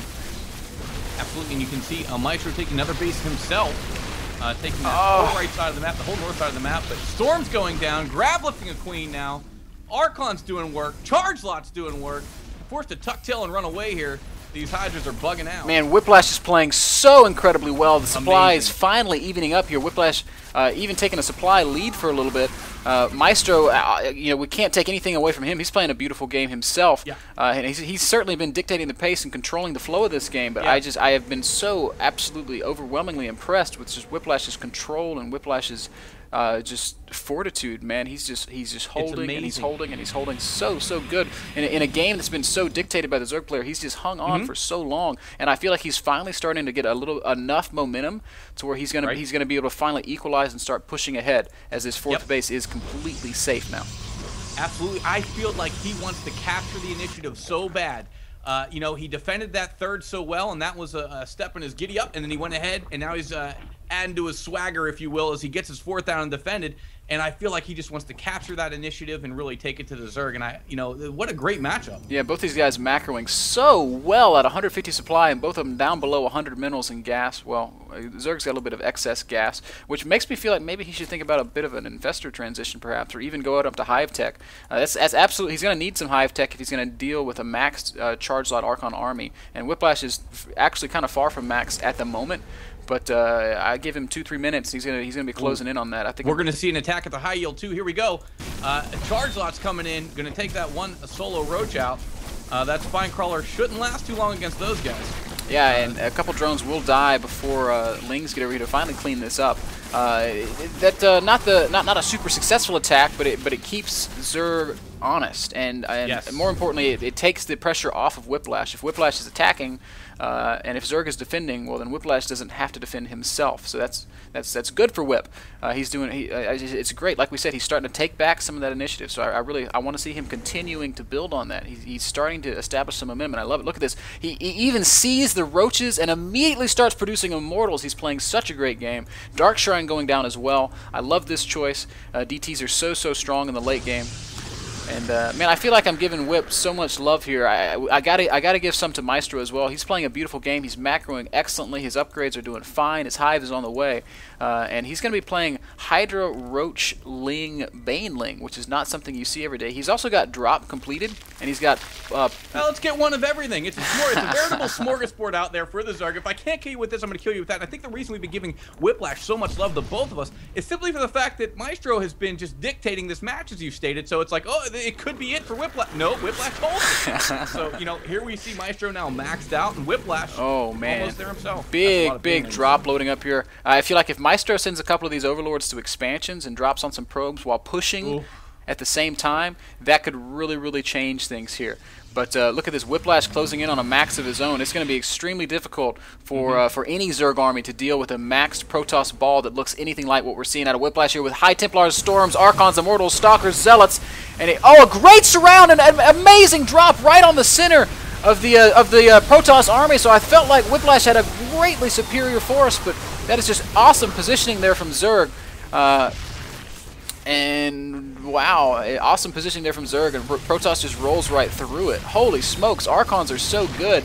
Zerg going to try to come down and deny this gold base, but I don't think he can do it, man. Look at this, Whiplash moving up 160 supply to 100.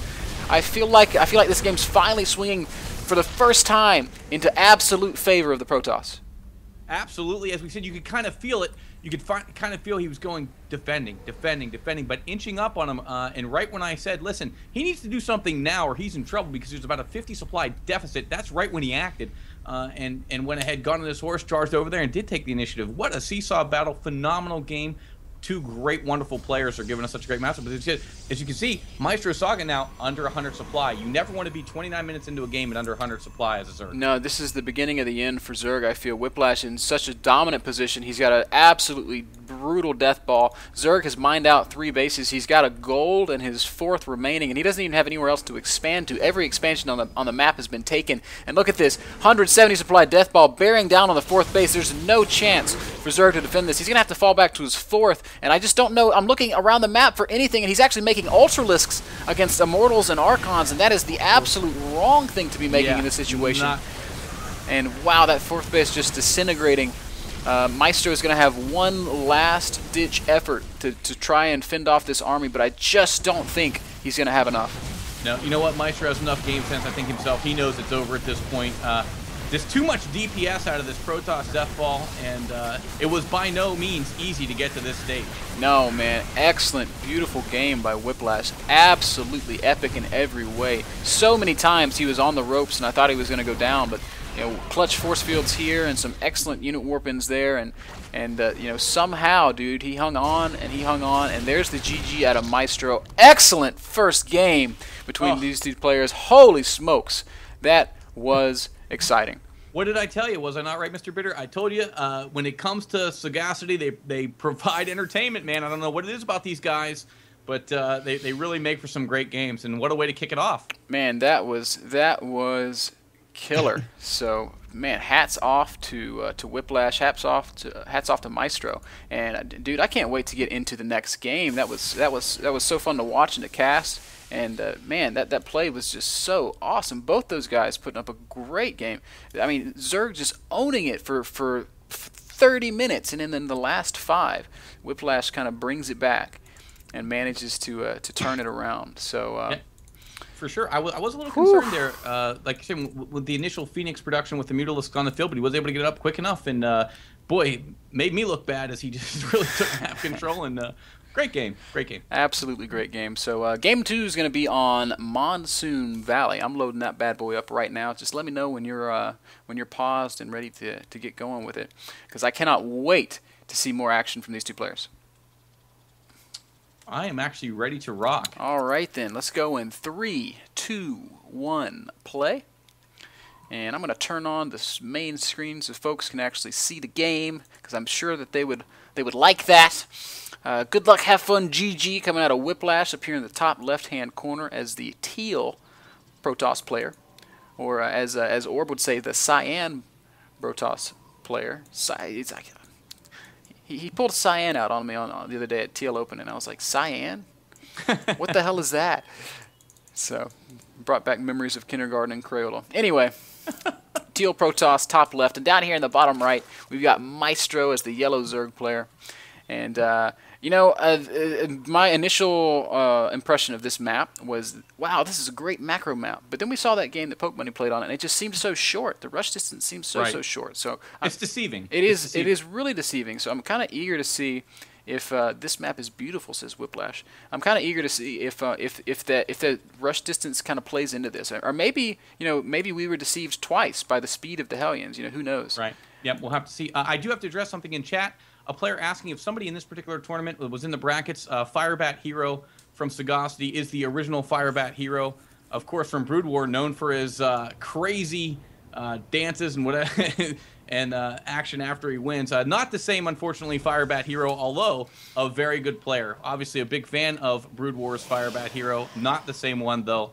I do have to shout him out, though. He did not reverse all kill. He straight up all killed Clan Simple One, an all Korean clan on the North American server. But back to this game. We've got his teammate Maestro. Obviously, a tough loss in the first game, and Whiplash showing just marvelous control. Yeah, man. So much love for Sagacity coming out of you. I'm feeling a little fanboyism. Yeah, well, I have to kind of balance your VT okay, bias fair enough. With a little bit of Sagacity bias myself, and I did happen to cast that clan battle with Firebat Hero, and he was pretty impressive. Man, I'm a fan of the Sagacity guys myself. They've got strong players. And they always play such great games. Anyways, Whiplash looks like he's really favoring this Forge Expand, and I agree with him. It's such a good build. Oh wow. Missed a little bit of antics happening down there in the Zerg natural. Whiplash throwing up some pylons, forcing a lot of drones to be pulled off the line, and he's threatening this cannon rush pretty hard. Maestro not taking any chances, pulling drones even, and that's what you need to do. Better to have far too many than one too few, because if those cannons go up, you've just lost the game, and that is the worst feeling in the world. No, for sure. Lights out. I didn't even know that Protoss had units until Season 2. StarCraft, because the cannon rush was so strong, but that's not the funniest thing I've ever heard in my life.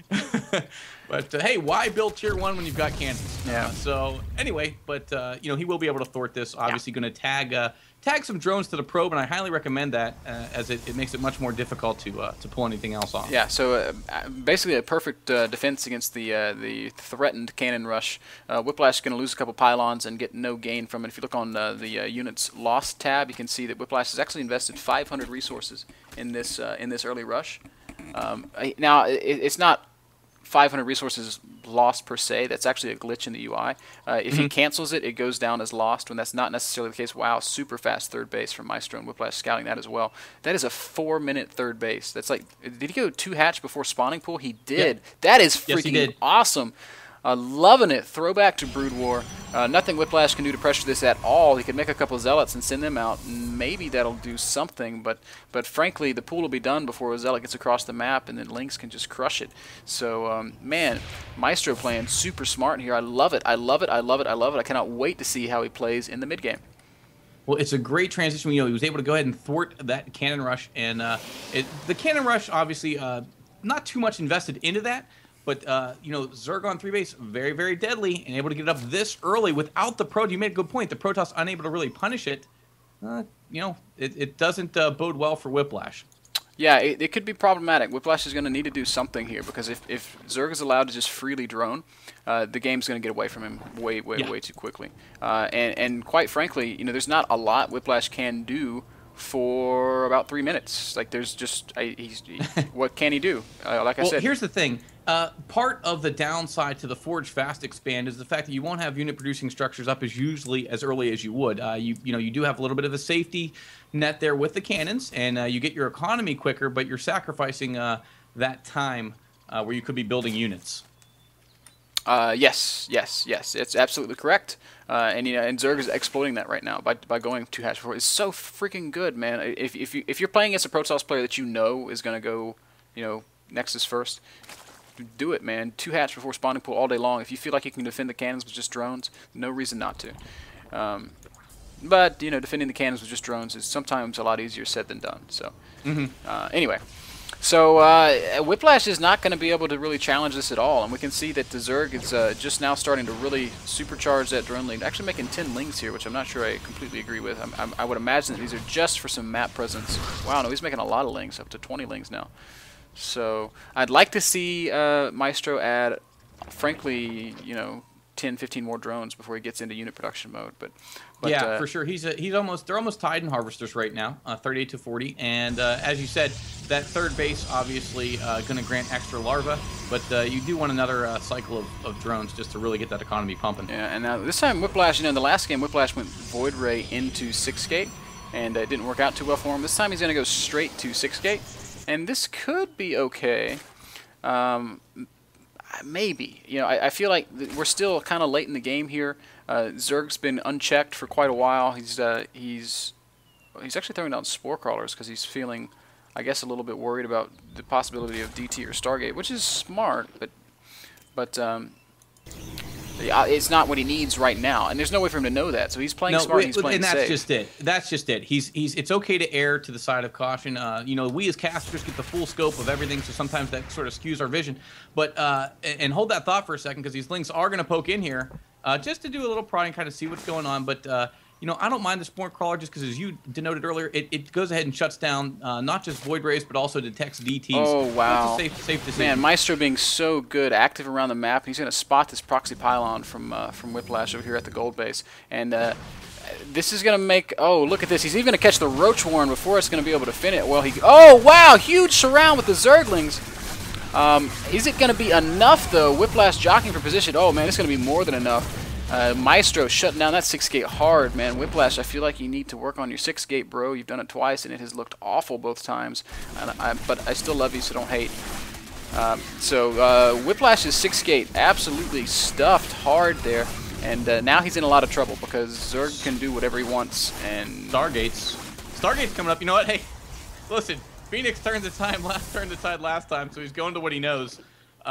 The Lings are going to clean this up. They are going to eventually get to that proxy pylon, I think anyway. Although this little battle going down, this little skirmish over here, you can see Whiplash doing his best to try to hold that proxy. He is seriously committing to saving that pylon. Look at these Zealots being freaking heroes over here.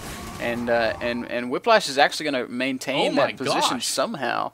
I don't know that it matters too much. Oh, look at that. Whiplash taking a third base as well. This is kind of cool. By being aggressive here, he's forcing Zerg to stay on the Zerg side of the map. So maybe he's going to buy himself enough time to secure that third base. If he can secure the third base, you know, my tune's going to change a little bit. But until that third base is safe, I feel like Whiplash is still in trouble. Well, he's going to have to earn it. And as you said, I think that wasn't more about going ahead and defending that proxy pylon as it was just challenging the Zerg and keeping it out of his face so he can get his base up. Yeah, and he will have a cannon here, but look at this. The supply difference is telling a lot of the story here. Whiplash is down 40 supply, and frankly, Zerg is not macroing that well. He's supply blocked. He's building no overlords at all right now, so he's going to be supply blocked for a little while. And Whip is still down 40 supply. That's substantial. So an imperfect macro, and Whip's still not able to keep up. Look at this Roach attack coming up into this third base as soon as the Nexus finishes. Oh, and look at this. Phoenix Roaches. is no bueno against Roach, unfortunately. We'll be able to grab lift a couple, but Roach, very good unit, very strong, especially Roach Sling early burst Protoss, which we haven't seen. However, he's going to go ahead in here and try to melt as much of this Gateway army as he can, hopefully take down this Nexus. Yeah. And by hopefully, I mean no bias whatsoever. Well, I mean, that's hopefully for him. That Nexus is dead. There's no holding it. Frankly, I mean, I hate to be the guy that calls the game early, but I think this one's over. As Whiplash is now being doubled in supply. His third base has just gotten smashed. He might be able to stand in this choke and defend for a little while, but he's never going to be able to leave his natural ever again. No. Zerg's going to max. And Maestro just taking another base on top of it all, a high yield. Yeah. So just going ahead and really dominating this game. Man, Maestro's macro this game, nothing like what it was in the last one. He's slipping up hard. Supply block once again, almost hitting 2K minerals here and well over 1K gas. That's not anything like what we saw in his last game, but for what it's worth, it doesn't matter that much because he played. Oh, look, the Void Ray coming out from Whiplash is going to secure. You know, he's going to kind of be safe in his natural for a little while. So that's good for Whip, and throwing down a DT Shrine as well. So I guess if there's any way back into the game, it's with DTs. But you've got to remember, Maestro threw down those Spore Crawlers in each base early on. So those DTs are going to be hard-pressed to really do anything. Look at this. Also throwing down spores in his new expansions because he wants to be safe from the Stargate stuff. So and a macro hatch as well. So it's just a matter of being able to out-economize and out-produce at this point. You know, Maestro, obviously, he didn't have the best macro in the world this game, as you stated. He did smell blood in the water, though. Head over, push in pretty hard. But we're going to see if some of that amazing control from Whiplash can somehow turn this tide. I mean, I would love to see him jump back into this one, but at some point, you just got to say to yourself, "Wow, that's too much stuff." And I mean, you can see about he's 154 supply of too much stuff. Yeah, he's just attacking right through Void Rays that he can't even engage. So I mean, Whiplash will never secure a third base. Look at this Maestro being very, very aggressive around the map. Mm-hmm. Oh, look at this, DT's coming in. So they're gonna be kind of heroes a little bit. They might actually save this Nexus. It's gonna be close. Yeah. No, might be like you said though, too little, too late at this point. It's just the supply says it all. And but you know what? It's one of those things where, like you said, his 6-gate timing wasn't that crisp, and I think it was kind of a domino effect after that. Yep. And Whiplash does drop the GG, and that's going to tie up the series at 1-1. So not quite as epic as the first game, but still well played nonetheless. Maestro really, really outsmarting Whiplash there, in my opinion, going for the 2-hatch before spawning pool and really jumping out to a big lead early. And honestly, I think he almost baited that 6-gate out of Whiplash. Whip saw that, and he was like, wow, I really need to do something fast or else I'm going to die. And and he 6-gated, and it just wasn't a really, it wasn't a very, I mean, that says it all right there. I mean, that defines the 6-gate better than I've ever heard. I mean, that's pretty much how I felt about it. It just you really want to really maximize too. Blink Stalker, you can go ahead and you alluded to it earlier. You can retaining units is so important, and when you have Blink Stalker, it allows you to get away if he makes slings, and also versus Roach, you get that Blink Stalker micro can be so devastating. But really, again, Maestro dictating from the start the way he wanted that match to go. Yeah, he definitely controlled that game. Whiplash, he hung on for a little while, but I mean, it's just so hard for Protoss to do anything after a failed 6-gate. It's so hard. Yeah. And in the game prior, he transitioned in a double Stargate and smashed a bunch of mutas, and he tried to do that again here, but still, Maestro staying a step ahead. He said, "Well, I'm just going to make a bunch of roaches," and roaches are they certainly don't kill phoenixes, but at the same time, Phoenix can't do a whole lot about roaches storming through your base. So, well played from both guys. I'm really excited to get into our third game, which is actually going to be on Core Delta. So I've got this bad boy loaded up, so just let me know when you're ready, and we'll rock and roll. Okay, I am ready to rock shock the house when you are. Rock Shock. That's not one I've ever heard before. 3, 2, 1, Rock Shock the house, my brother. All right, so up here, top left, we've got Maestro Saga. Top right is Mr. VT Whiplash, my good buddy, who I am cheering for right now. I'm not gonna lie. I'm twiddling my thumbs with giddy anticipation, waiting to see what he comes up with. Man, Maestro is in spite of the fact that his macro was far from perfect in that last game, he just impresses me with his decision making. He does some really smart stuff. And that's, honest to God, that's what separates good players from great players in StarCraft 2, because the mechanics of it all, the mechanics are not easy per se, but they're not impossible. They're not anything like Brood War mechanics. You or I or anybody that really sits down and commits ourselves to mastering the mechanics of StarCraft can get very good at the mechanical parts of it. So that being said, with the mechanical skill ceiling being a little bit lower than it might have been in Brood War, the thing that sets players apart is making intelligent, smart decisions using good, strong builds. And Maestro, absolutely, in my opinion, demonstrating his ability to do that there. And absolutely. Not to undersell Whiplash or anything, because he played so freaking great in the first game. I really hope to see him do something that's not a 6-gate here in Game 3. Yeah, I'd like to see him switch it up too. He looks like a standard Forge Fast Expand again, which is fine. Very safe opening. We'll have to see if he goes ahead and goes for the typical 16 Nexus, or goes ahead and throws down a gateway to try to get some units out, or maybe get to an earlier 6-gate. Because there's really, it's sort of limiting, right? Because there's only so many ways you can go. It's DT, Void Ray, or 6-gate.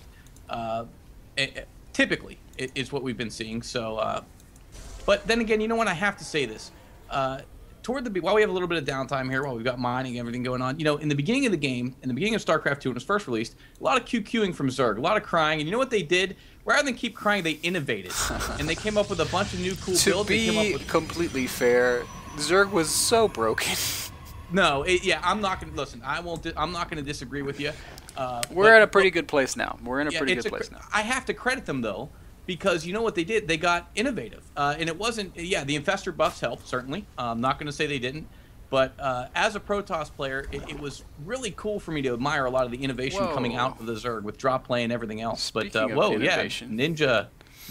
I don't think Whiplash is going to scout that. No, highly doubtful.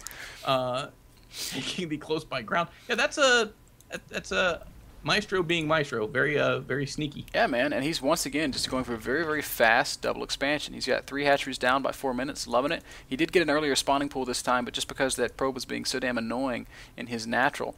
And Whiplash, I gotta wonder what's going through his head right now, because he's seen the spawning pool, I believe. Let me check the old Whiplash cam. He's seen the spawning pool. He sees that that now that there's lings out on the map, that Zerg is able to take his natural. I just can't imagine a world where he anticipates this hidden expansion down in the bottom right. That's really clever, and this is a big map. That's not a spot that's likely to get scouted. No, everything seems to be on the up and up, and sometimes that's when you almost have to worry. Of course, you can't prepare for everything. Oh, look at these back rocks in the natural. I'm not so sure how I feel about that. Yeah. Like, how hilarious would it be if, like, 5 Roach rush and Whiplash is like, I'm safe, and then they just, like, crush the back rocks? Right, because exactly, because it completely goes around the cannon, the safety, quote unquote, of the Forge Fast Expand. Right, yeah.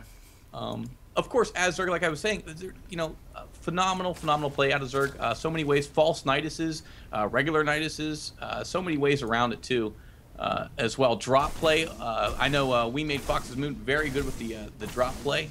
Oh yeah, we're seeing a lot of drop play coming in. Lucira is one of my favorites. He loves. Oh my Manix. gosh, Lucira, amazing. MLG Columbus. Oh my goodness, such great games. Couldn't agree more. Were you at Columbus? I was not at Columbus. We'll be missing Anaheim, but I will be at Raleigh as well as Orlando. As a matter of fact, Mr. Bitter, we will have a Team Tumba House, which is actually a team that doesn't exist. We're not competitive.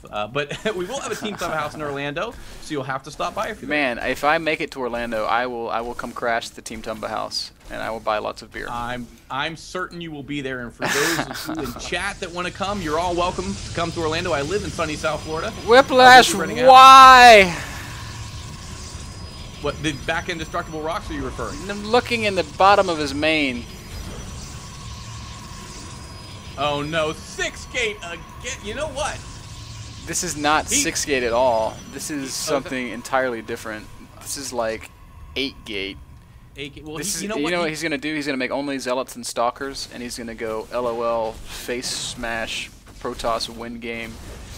This is actually a build that Whip has done to me before in practice, and it's kind of obnoxious. So all you Protoss guys that are watching the stream, take notes here. He is determined. If 6 doesn't work, we're gonna make more. Well, you can afford it if you're not spending any gas on sentries, so you're just powering out stalkers and zealots, and it's predominantly zealots, and it becomes such just a huge army. You don't have the luxury of force field, but I mean, it's just sheer numbers. It's like, I mean, look at the well, no, I was gonna say look at the supplies, but that's completely tilted. The supplies are way in favor of Zerg right now. For now. But I mean, look at this. He's morphing. Look at all these zealots that are being warped in. That's a cubic flunk ton of zealots, right? That is a lot of zealots. And with the next round of units, basically Whiplash is gonna have more supply than Zerg, right? Okay, so I've got a question for you. So as Zerg, you're a Zerg player yourself, correct? Yes. Okay, of course. So as Zerg, how do you respond to this? Well, you have to recognize it and cut drones and start making units early enough. And I feel like, I think Meister maybe has seen this soon enough to be okay, but he's got no Roach Warren, and he's going to be defending pure Zergling. Or he's going to be defending predominantly Zealots with pure Zergling, and that is going to be so hard. The Roach Warren is building right now. It's about 75%. Whiplash really needs to get on his horse and go. But I mean, this is going to be so hard. Look, Meister being forced to cut all drone production. He's only making lings, and I even feel like Whip's got +1. Yeah, he does have +1. So these zealots are going to two-shot these Zerglings. Oh my gosh, this is going to be so strong. Brutal. This is going to be brutal. Such an obnoxious build. Look at all these zealots. There's only one stalker. That's all you need with. And he can just walk up the ramp. He doesn't even need to kill the natural. Yeah, not even concerned at all with that spine crawler either. Just going to go ahead and do work right now. These zealots going ahead and just tearing through this Zerg. Oh, man. I'm ripping a page out of this book. Although I said Roach is on the field, but it may just be too late at this point. As you said, sheer numbers just going to go ahead and overwhelm. Wow. And that's the strength of it, man. It's a complete, this is an off timing. This isn't a normal thing. 6 gate does not have 900 zealots in it. You're not ready for something like this playing, traditionally. Maestro needed roaches, he needed burrow, he needed all that stuff. Yeah. Roaches can kite zealots forever, especially when force field is a non-issue, and that's what he really needed. But man, Whiplash, this is basically, quite frankly, a build order win. It's the perfect build to counter what Maestro was doing. And I guess Whip maybe recognizing Maestro's tendency to favor mass ling in the early game and really laying it on him here. Zealots are pretty good when you've got this many of them. Absolutely, and one thing I've got to say with Whiplash, as he's going ahead and just basically melting down Maestro's main. I was a professional poker player for many years, and part of poker, there's so many similarities to StarCraft, and one of which is reading information. Sorry to butt in, but you might want to check Whip's main. Oh my goodness. I mean, I feel like this doesn't matter because the Zergs can't kill the cannon. There are lings in Whip's main, but I don't think that Whip is concerned with it. But although maybe he should get concerned with it now because these lings are now in the natural and taking out all of the probes there. Well, I mean, this is an awesome counter, but let's be completely realistic. Whiplash has got a He has 70 one hidden supply base. army, and he just scouted Zerg. So I mean, if these spine crawlers finish, then Maestro, I guess, wins the game. But oh wow, this is actually going to be really epic and exciting. So these spines are going to be so close. Look how slow the zealots are. Oh my gosh! I don't know if Whiplash can kill this many spine crawlers. That is a lot of spine crawlers, and he's got the queen and the roaches to block as well. Whip, So- you've got to go, son. Mr. Bear said, "Get on your horse, make something happen." But as I was saying, you know, it's all about reading information, and Oh man. really, Whiplash really good at taking in information and responding to it quickly.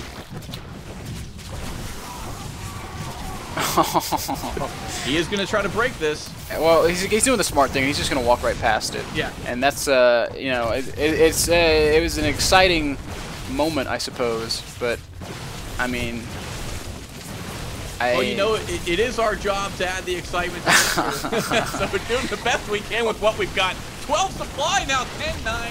And, Well, I mean, I really want to. Maestro did some smart stuff. We totally missed the counter because I was so hung up on what was actually happening in the Zerg Right. base. But I mean, this is just too much Protoss stuff, I feel. I mean, and now that the pressure's gone, Whip's able to get back to creating probes. There's only eight drones on the map. Protoss still has a worker lead. And Zerg's never going to be able to mine from this. So Whiplash does actually finally secure this game. There's the GG from Maestro. So definitely making it interesting, and I hate that we kind of lost track of the game there at the end. But I don't want to undersell what we saw there out of Whip. You know, he did a really abusive build. Whip, frankly, that build was abusive as hell. But Yes. but it was a good build in that it countered very well what he had seen out of his opponent in the last 2 or 3 games. Right. So he says, this guy keeps opening up with a lot of lings on me. Maybe I can punish that if I do this really big zealot gateway. I'm going to call it an all-in because it kind of was. Sure. Maestro hit with a good counter, cleaned up all the probes in Whip space, and that was all well and good. But he just never had an answer for that Protoss army. The Protoss army just got out of control because Maestro was trying to get by with pure lings when he needed some roaches. Yeah, absolutely. And you took the words out of my mouth. Abusive. What a way to define that build. I will be tearing that page right out of the notebook and pasting it into mine. I liked it. I really did. As I said, you know what? It's so good at reading information and adapting to it.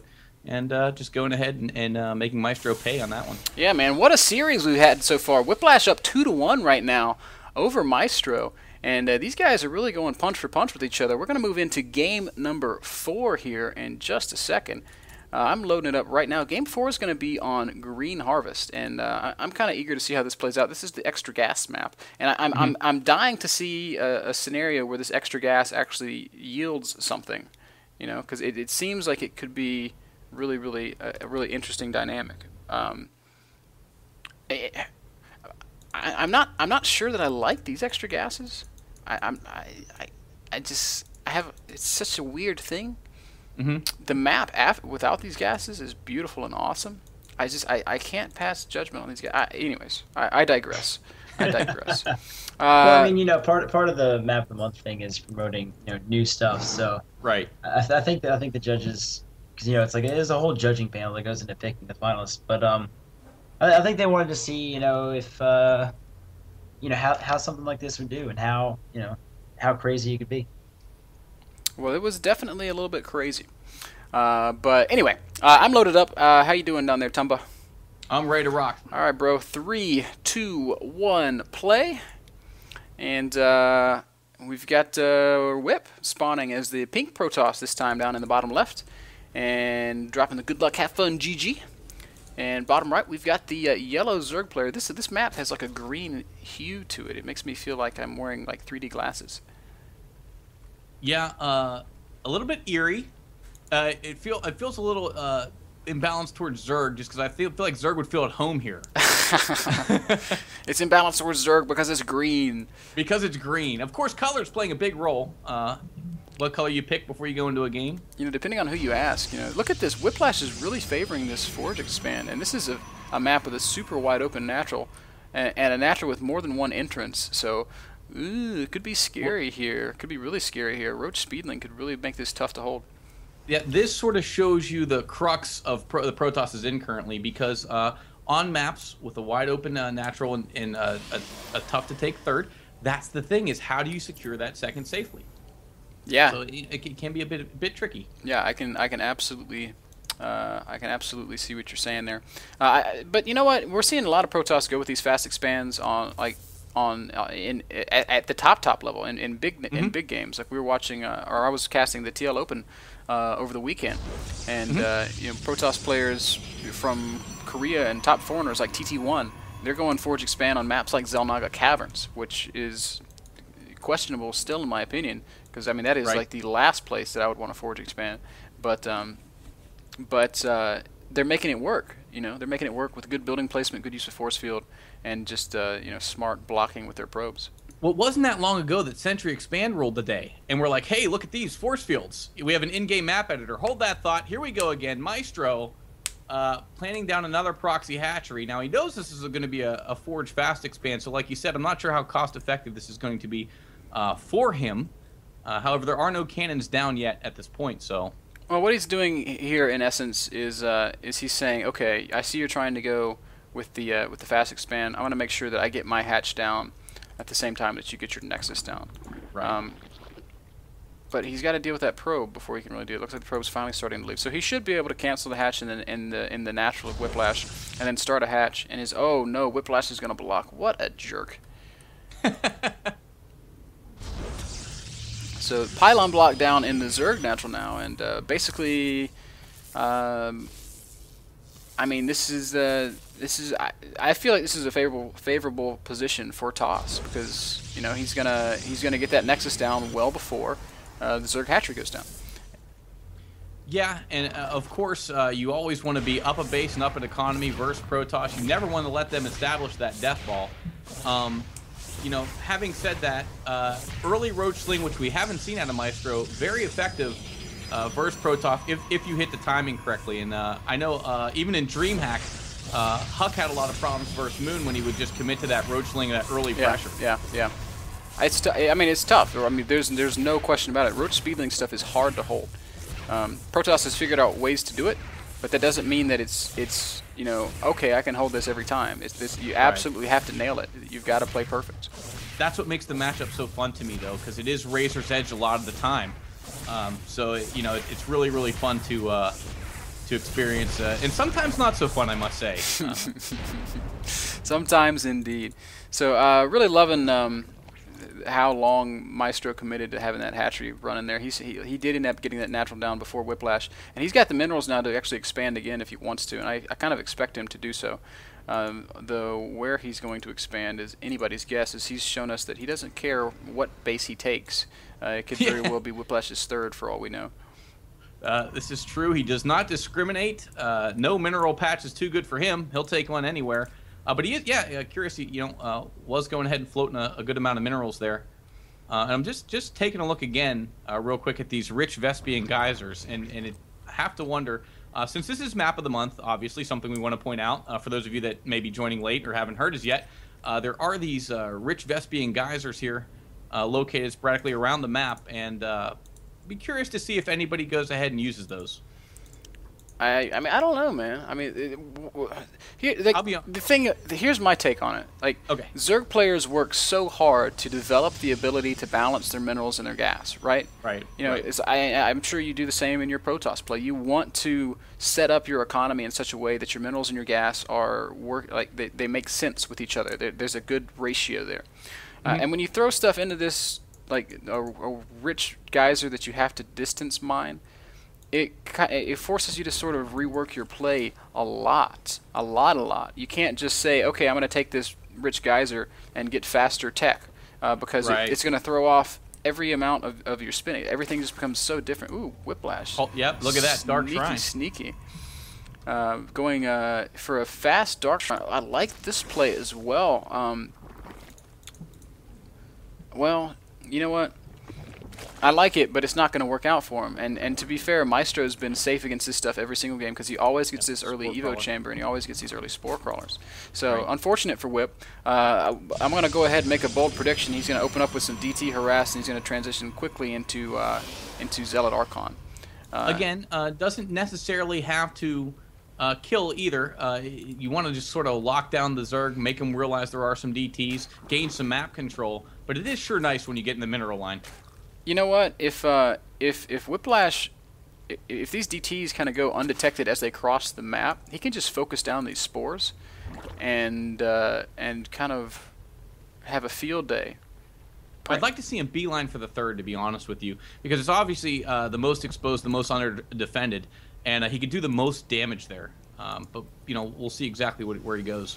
Yeah, I'm eager to see how this unfolds. I feel like he's in a position here where if he plays this correctly, he can absolutely take the game with these DTs. Like, I'm serious. If you 3 DTs will focus down a spore crawler in seconds, and layer is like nowhere near starting. So if you kill one spore crawler, you've killed that base, and there's nothing Zerg can do about it.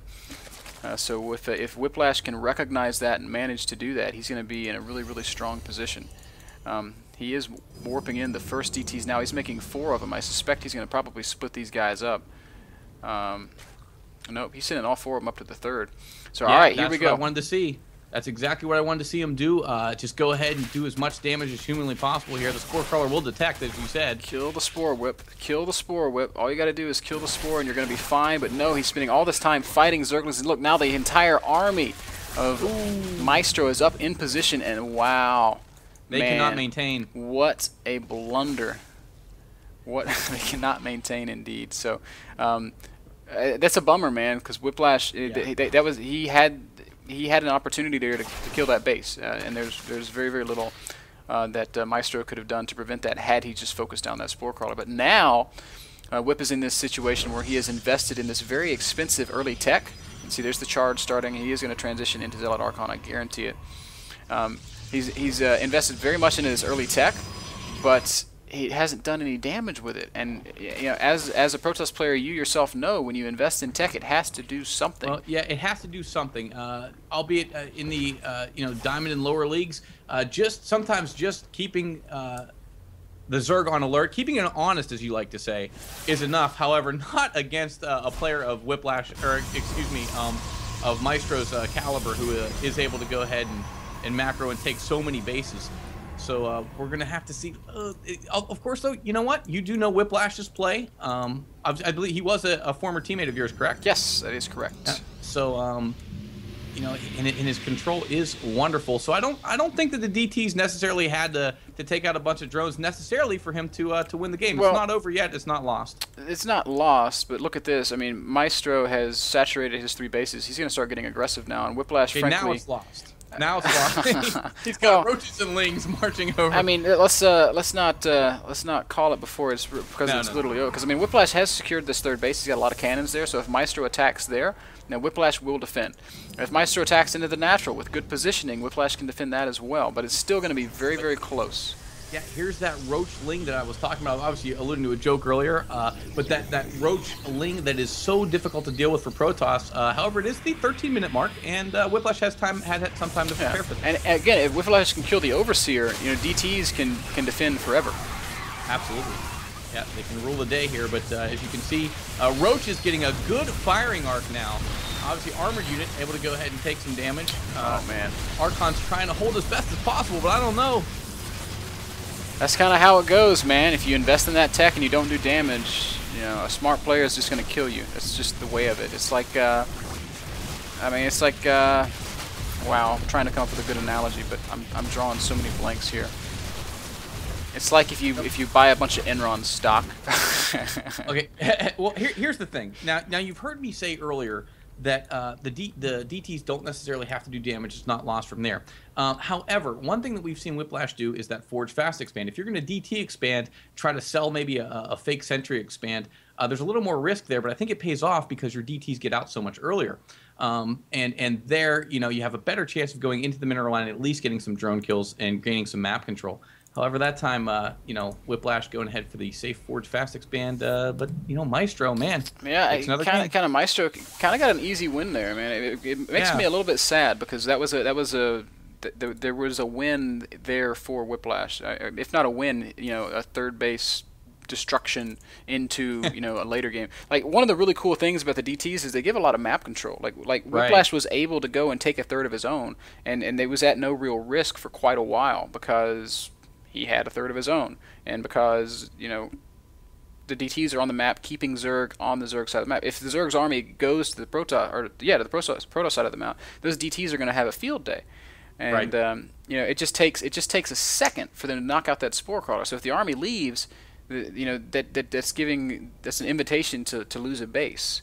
The map control allowed him to take that third, but because he didn't do any damage, because he didn't do anything to really make his army stay on par with Zerg, he just wasn't able to hold there. You know what? You know what we didn't see? Well, we never got a chance. No rich Vespian mining. No rich Vespian mining. That's sad face. Sad face. But I want to just say one more time. Protoss does stuff like this all the time. They'll open up DT into expand or fast expand into DT, or fast expand into Stargate, or fast expand into Six Gate. These are all instances of Protoss doing something that has to do real damage, frankly, in order to justify it. If you Six Gate off a fast expand and you do no damage, you've lost. If you go Stargate and you lose your first Void Ray without killing anything, you have lost the game. You lose and then you go cry and balance because roaches are so strong. That's what we do. That's us. That's Protoss. I'm sorry. Hey, admit it, but actually it's not the roach that's the problem. It's the Ling. I joke. I kid. But you're exactly right. I think part of the key too, and OGSMC has exploited this, you've got to get to the Zergs third, and you've got to delay it. You have to. If that Zerg is able to get that third down and start mining and everything, it seems like that seems to be the tipping point where the game becomes a lot harder to win. Well, that's a really brilliant observation, and I'd take it one step further. I would say that StarCraft 2 has become a game of deny the third base. Right? Yeah. Because Zerg wants to keep Protoss from taking a third. Terran wants to keep Zerg from taking a third. Protoss wants to keep Terran from taking a third. It's just you expect a game to get to two bases. There's very little you can do outside of a really aggressive one base all in to stop the game from getting to two bases. Right. But there's tons you can do to stop the game from getting to three bases or to punish a player for taking a third base. So that's really what sort of StarCraft 2 is evolving into. And what's kind of interesting here is because StarCraft 2 units are so strong and they do so much damage, once you have three bases, it doesn't necessarily matter if a fourth comes into play or not, because on three bases you can get that whatever ideal army you want, be it Roach Infestor or Colossus Void Ray or Tank Thor Marine Medevac. Right, yeah, there are those timings, and of course I joke when I say roaches are. I do not feel roaches are OP. It is a joke, but there are those timings. Where, like you're mentioning, where everything is so strong and they have their moments. And right now, as you said, getting to that third base can kind of throw all of those timings off for the late mid-game. So, of course, having said that, one of the cool things about these maps are, and one of the great things about Map of the Month is it's so inspiring to these map makers to go ahead and come up with different ways to maybe change the dynamic in these games a little bit. Oh yeah, that's exactly how the Brood War metagame was controlled, was through the mapping. I want so badly for these community maps to get more exposure and to start being used in tournaments and to get into the ladder pool. So please, guys, if you're enjoying what you're seeing here, if you like these maps, if you like these games, support Map of the Month. Go post in their threads, go find their petition and sign it. Do what you can to just get these guys all the recognition they deserve. This is such an awesome community project, and we will talk more about it after the epic conclusion to this best of 5. Tumba, I'm loaded up. Are you loaded up? Absolutely, sir. Let's go in 3, 2, 1, play. And bam, here we go. Players at home probably want to see the game, so I'll turn on the main screen. Maestro, bottom of the screen. This is Antigua Prime is the name of this map, and it is a freaking cool map. 2-player map with a really ziggy-zaggy little path here, and I'll just kind of trace it with my mouse. Ziggy-zaggy path around the map. Man, these two guys have been playing some fantastic games today. Some freaking fantastic games. The first game might be the most epic PvZ I've seen ever. It was fantastic.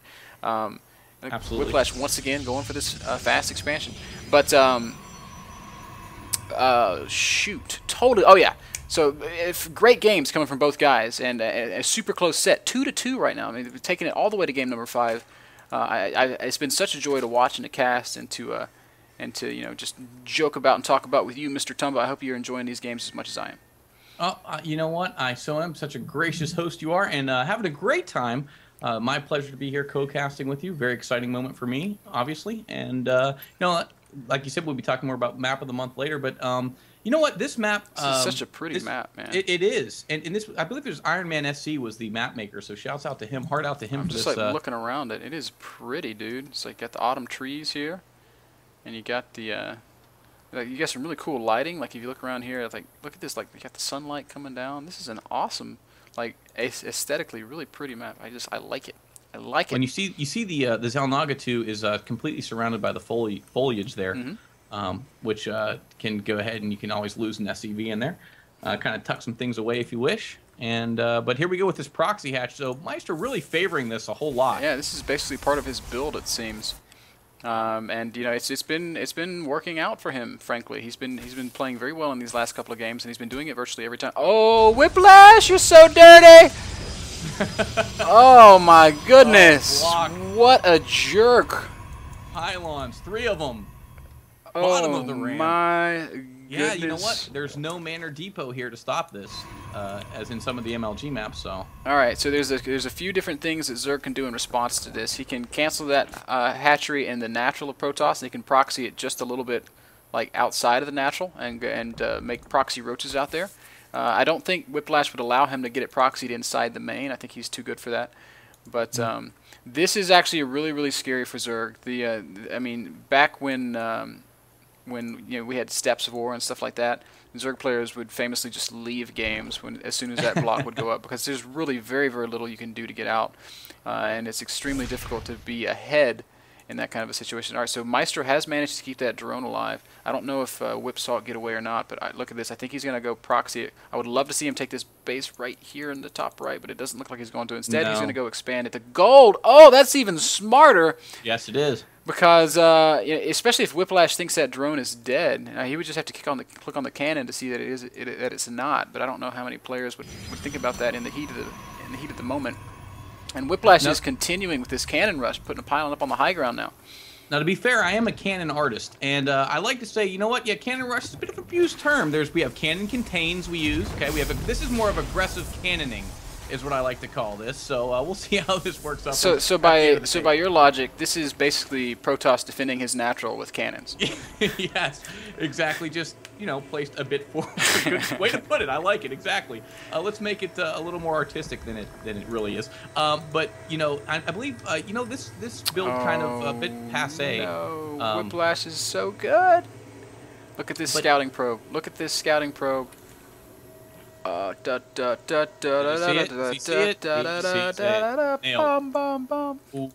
could cause problems for Meister right now. Obviously. Yeah, I would say so.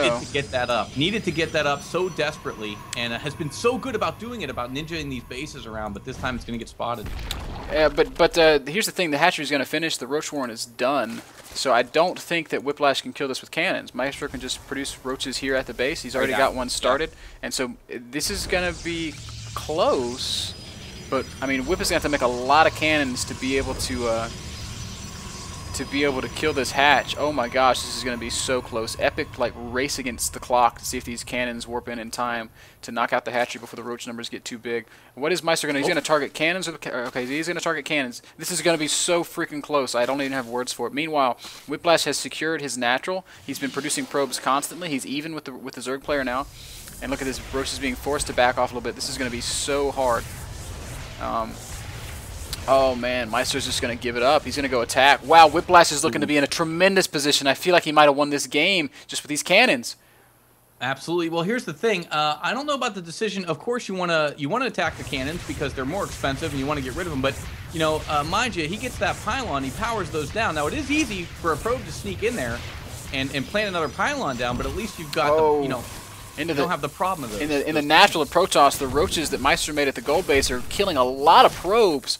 There are 5 probe kills between them, and they're still adding more, 6, 7, and probably going to get up to 8 here. 8. Oh nope.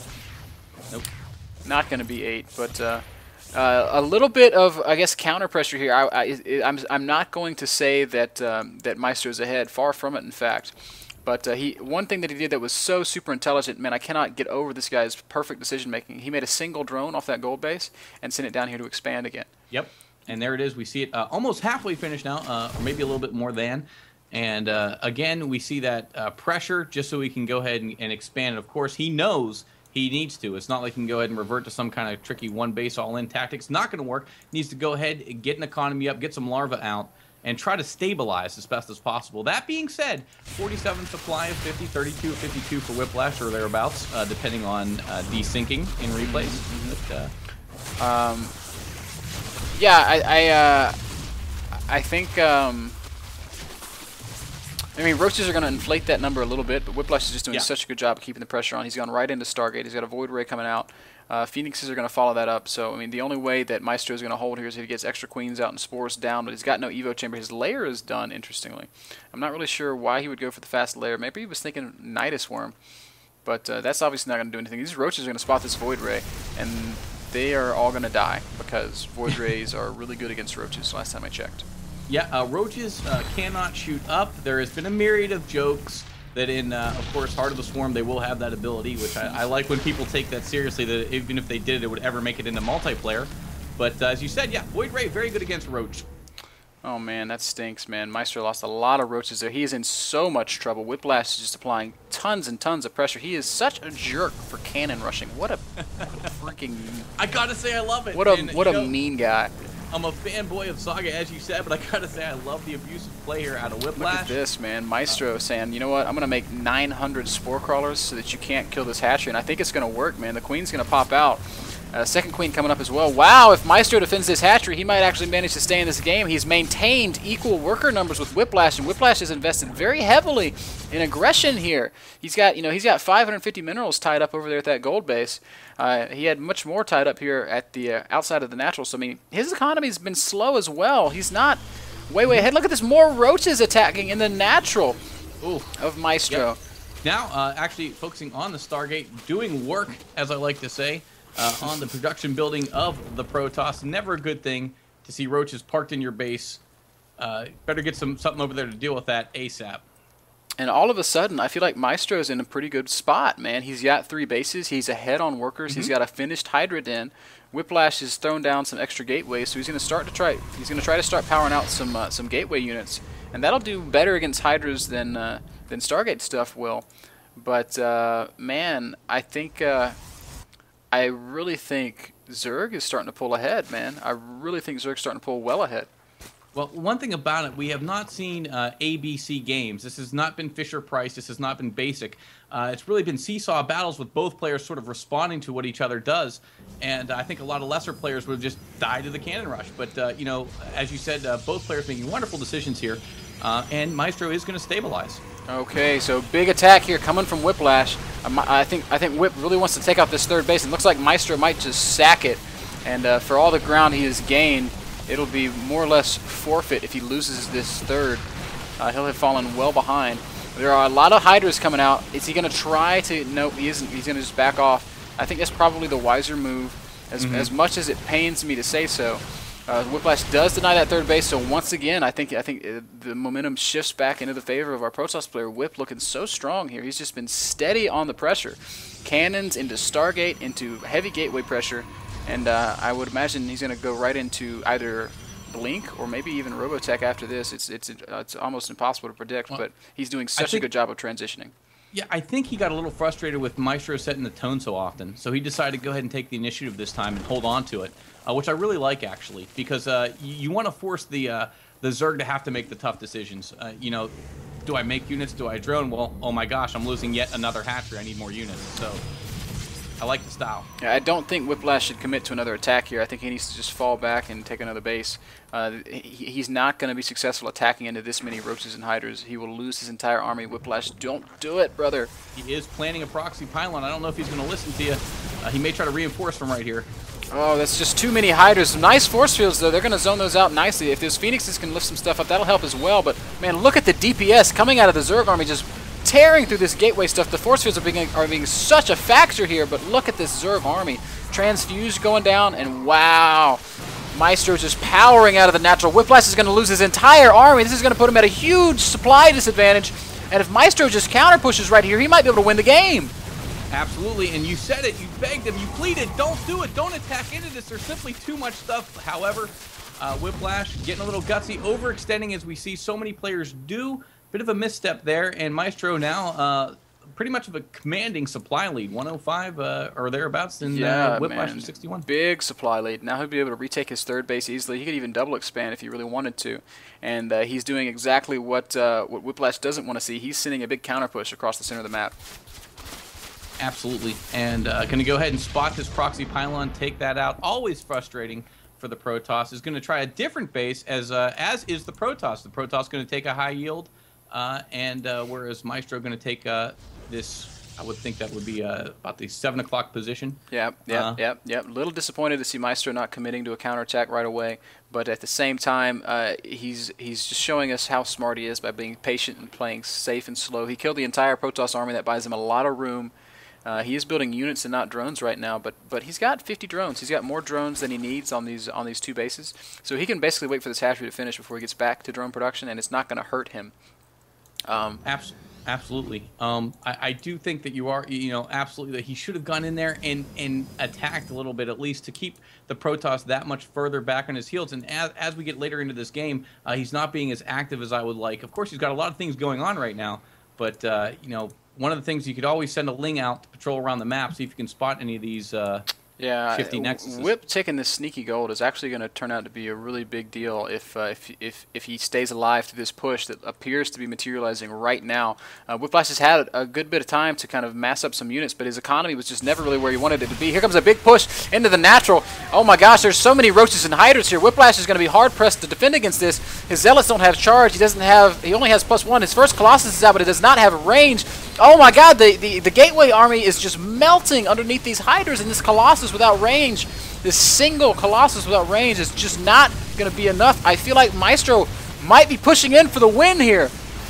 Yeah, but look at that. That is brilliant micro on the Colossus. Bring it back around to go ahead and engage the hydras that it does the best against, obviously, but it is going to get melted down, and he's trying to bring another Colossus in here to go ahead and take the angle on those hydras. Great Colossus micro, though, from Whiplash. Whiplash demonstrating that wonderful control that he has. Really using that to his advantage. Maestro trying to focus down the Nexus. If he can kill it, that's going to be a really big deal. The Nexus is going to fall! So now Whiplash down to a single mining base. He's going to have to transfer all his probes down to the gold. And look at this, the roaches continuing to pour in. And there's just not enough gateway support for these Colossi. Maestro has taken a commanding lead. Absolutely. I am just amazed, though, at the control right now for Whiplash to go ahead. Both the Colossus do survive, which is a bit of a win. If he can take anything out of that, at least he's got 2 Colossus left. Yeah, but you do need a Gateway army, unfortunately, to support those. Colossi are good units, and I think he's blundering pretty good pushing out on the map like this. Well, his extended thermal lance is about to finish, but that's not like that's about going to save him. It's no miracle. It is a great upgrade. However, you can't push out with just 2 of them there. Just looking to kind of clear out, poke around a little bit, but a bit of a gamble. Yeah, man. But right now, the story of the day is the supply disparity. Over a 50 supply advantage for the Zerg player. Whiplash is pumping off a double robo, which, with a gold base he could afford if it were saturated, and certainly if he had his third up and running. But right now he's a little hard pressed for resources, and you know what? The Zerg is swimming in cash, so I feel like we're going to see a max Zerg army before Protoss even hits 100 supply. Yeah, and that's always an issue when your opponent is maxed and you're lagging behind. But you know what? We have seen Whiplash overcome big deficits before in supply, but time's kind of running out for him. He needs to make something happen, as that's a lot of roaches. Oh yeah, and look at this Maestro very intelligently going and scouting around these other bases. He's going to find this gold. There's nothing there defending it, so it'll be absolutely trivial for Maestro to just send like 4 roaches over there and completely wreck that gold base. There's no chance of defending. No, he's going to pull his whole army down there and just one-shot that thing. This is going to give Whiplash time to get a few more units out, but like I said, man, Maestro's closing in on a hard max, and Whiplash still south of 100 supply, losing his gold base. Not looking very good for Protoss. No, not at all. Maestro being a maestro here, going ahead at will, kind of conducting the game in which way he wants to see it go.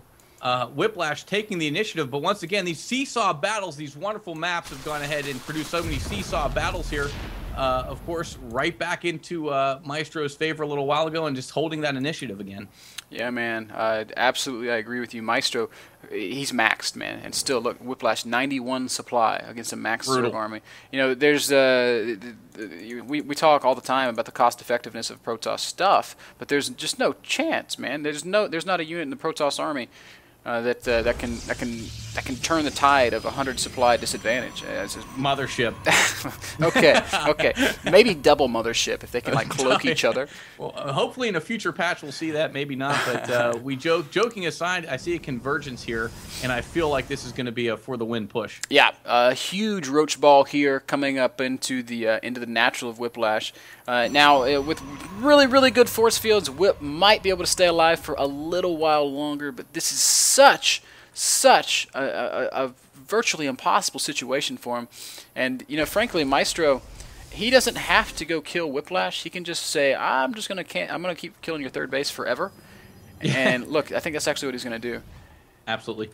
He knows it's the most exposed. He knows he can catch whatever army he has out of position. And here he goes. Yep, that Nexus is going to go down very quickly. And look at this. His units are naturally going to be very well spread out to turn around and engage this Protoss army. Oh, no, he's going to kill all the probes. But here we go. Oh, excellent! Force fields! Our Maestro may be moving a little bit too far out of position. And, you know, in a more even battle, those force fields would be game-changing. But the fact of the matter is, Maestro has too much stuff, too many Corruptors, too many Roaches. The control from Whiplash, absolutely phenomenal, but just doesn't make a difference when you're at that much of a disadvantage. Good game, well played. Good luck in the tournament. Whiplash, such a manner bear. 5 absolutely fantastic games. And you know what? In this last one, Whiplash had all the momentum that he could have ever asked for, but he just kind of let it slip through his fingers. Which is odd, because he had to fight and struggle in the games he won to gain the initiative. And then once he had it, he had that stranglehold. He was pretty much like a dog with a chew toy. Once it kept building and building and building. But you know what? We didn't see that in this instance. He really just sort of... and Maestro was in such bad shape so many times, losing hatch after hatch. But it shows that patience and perseverance really pays off. Yeah, absolutely. Maestro played some excellent games. Been so impressed with that guy. The Sagacity guys, all such good players. I do want to take a second here to talk about the Map of the Month event. Guys, these were the early stage matches from this month's Map of the Month tournament. We'll be covering. Jack, are you there? Yes, I am. We're going to be covering the finals on the 26th. What else are we going to be covering? We'll be doing the finals and casting some of the semifinal games. All right, so we'll be following a similar format to what we did today. We'll be casting the better games from the semifinals, and of course we'll be bringing you guys the entire final from Map of the Month number 7. Map of the Month, guys, is a completely community-driven project. This is a group of mappers who pay money out of their own pockets to establish enough of a prize pool to attract these professional players to play tournament games on these community maps. It is an amazing initiative. It's an amazing initiative. And these guys are just freaking pillars in the community. They need all the recognition in the world. Please support Map of the Month in whatever way you can. Go post in their threads. Go find their petitions. They're trying to petition to get their maps into big tournaments and into ladder pools and things like that.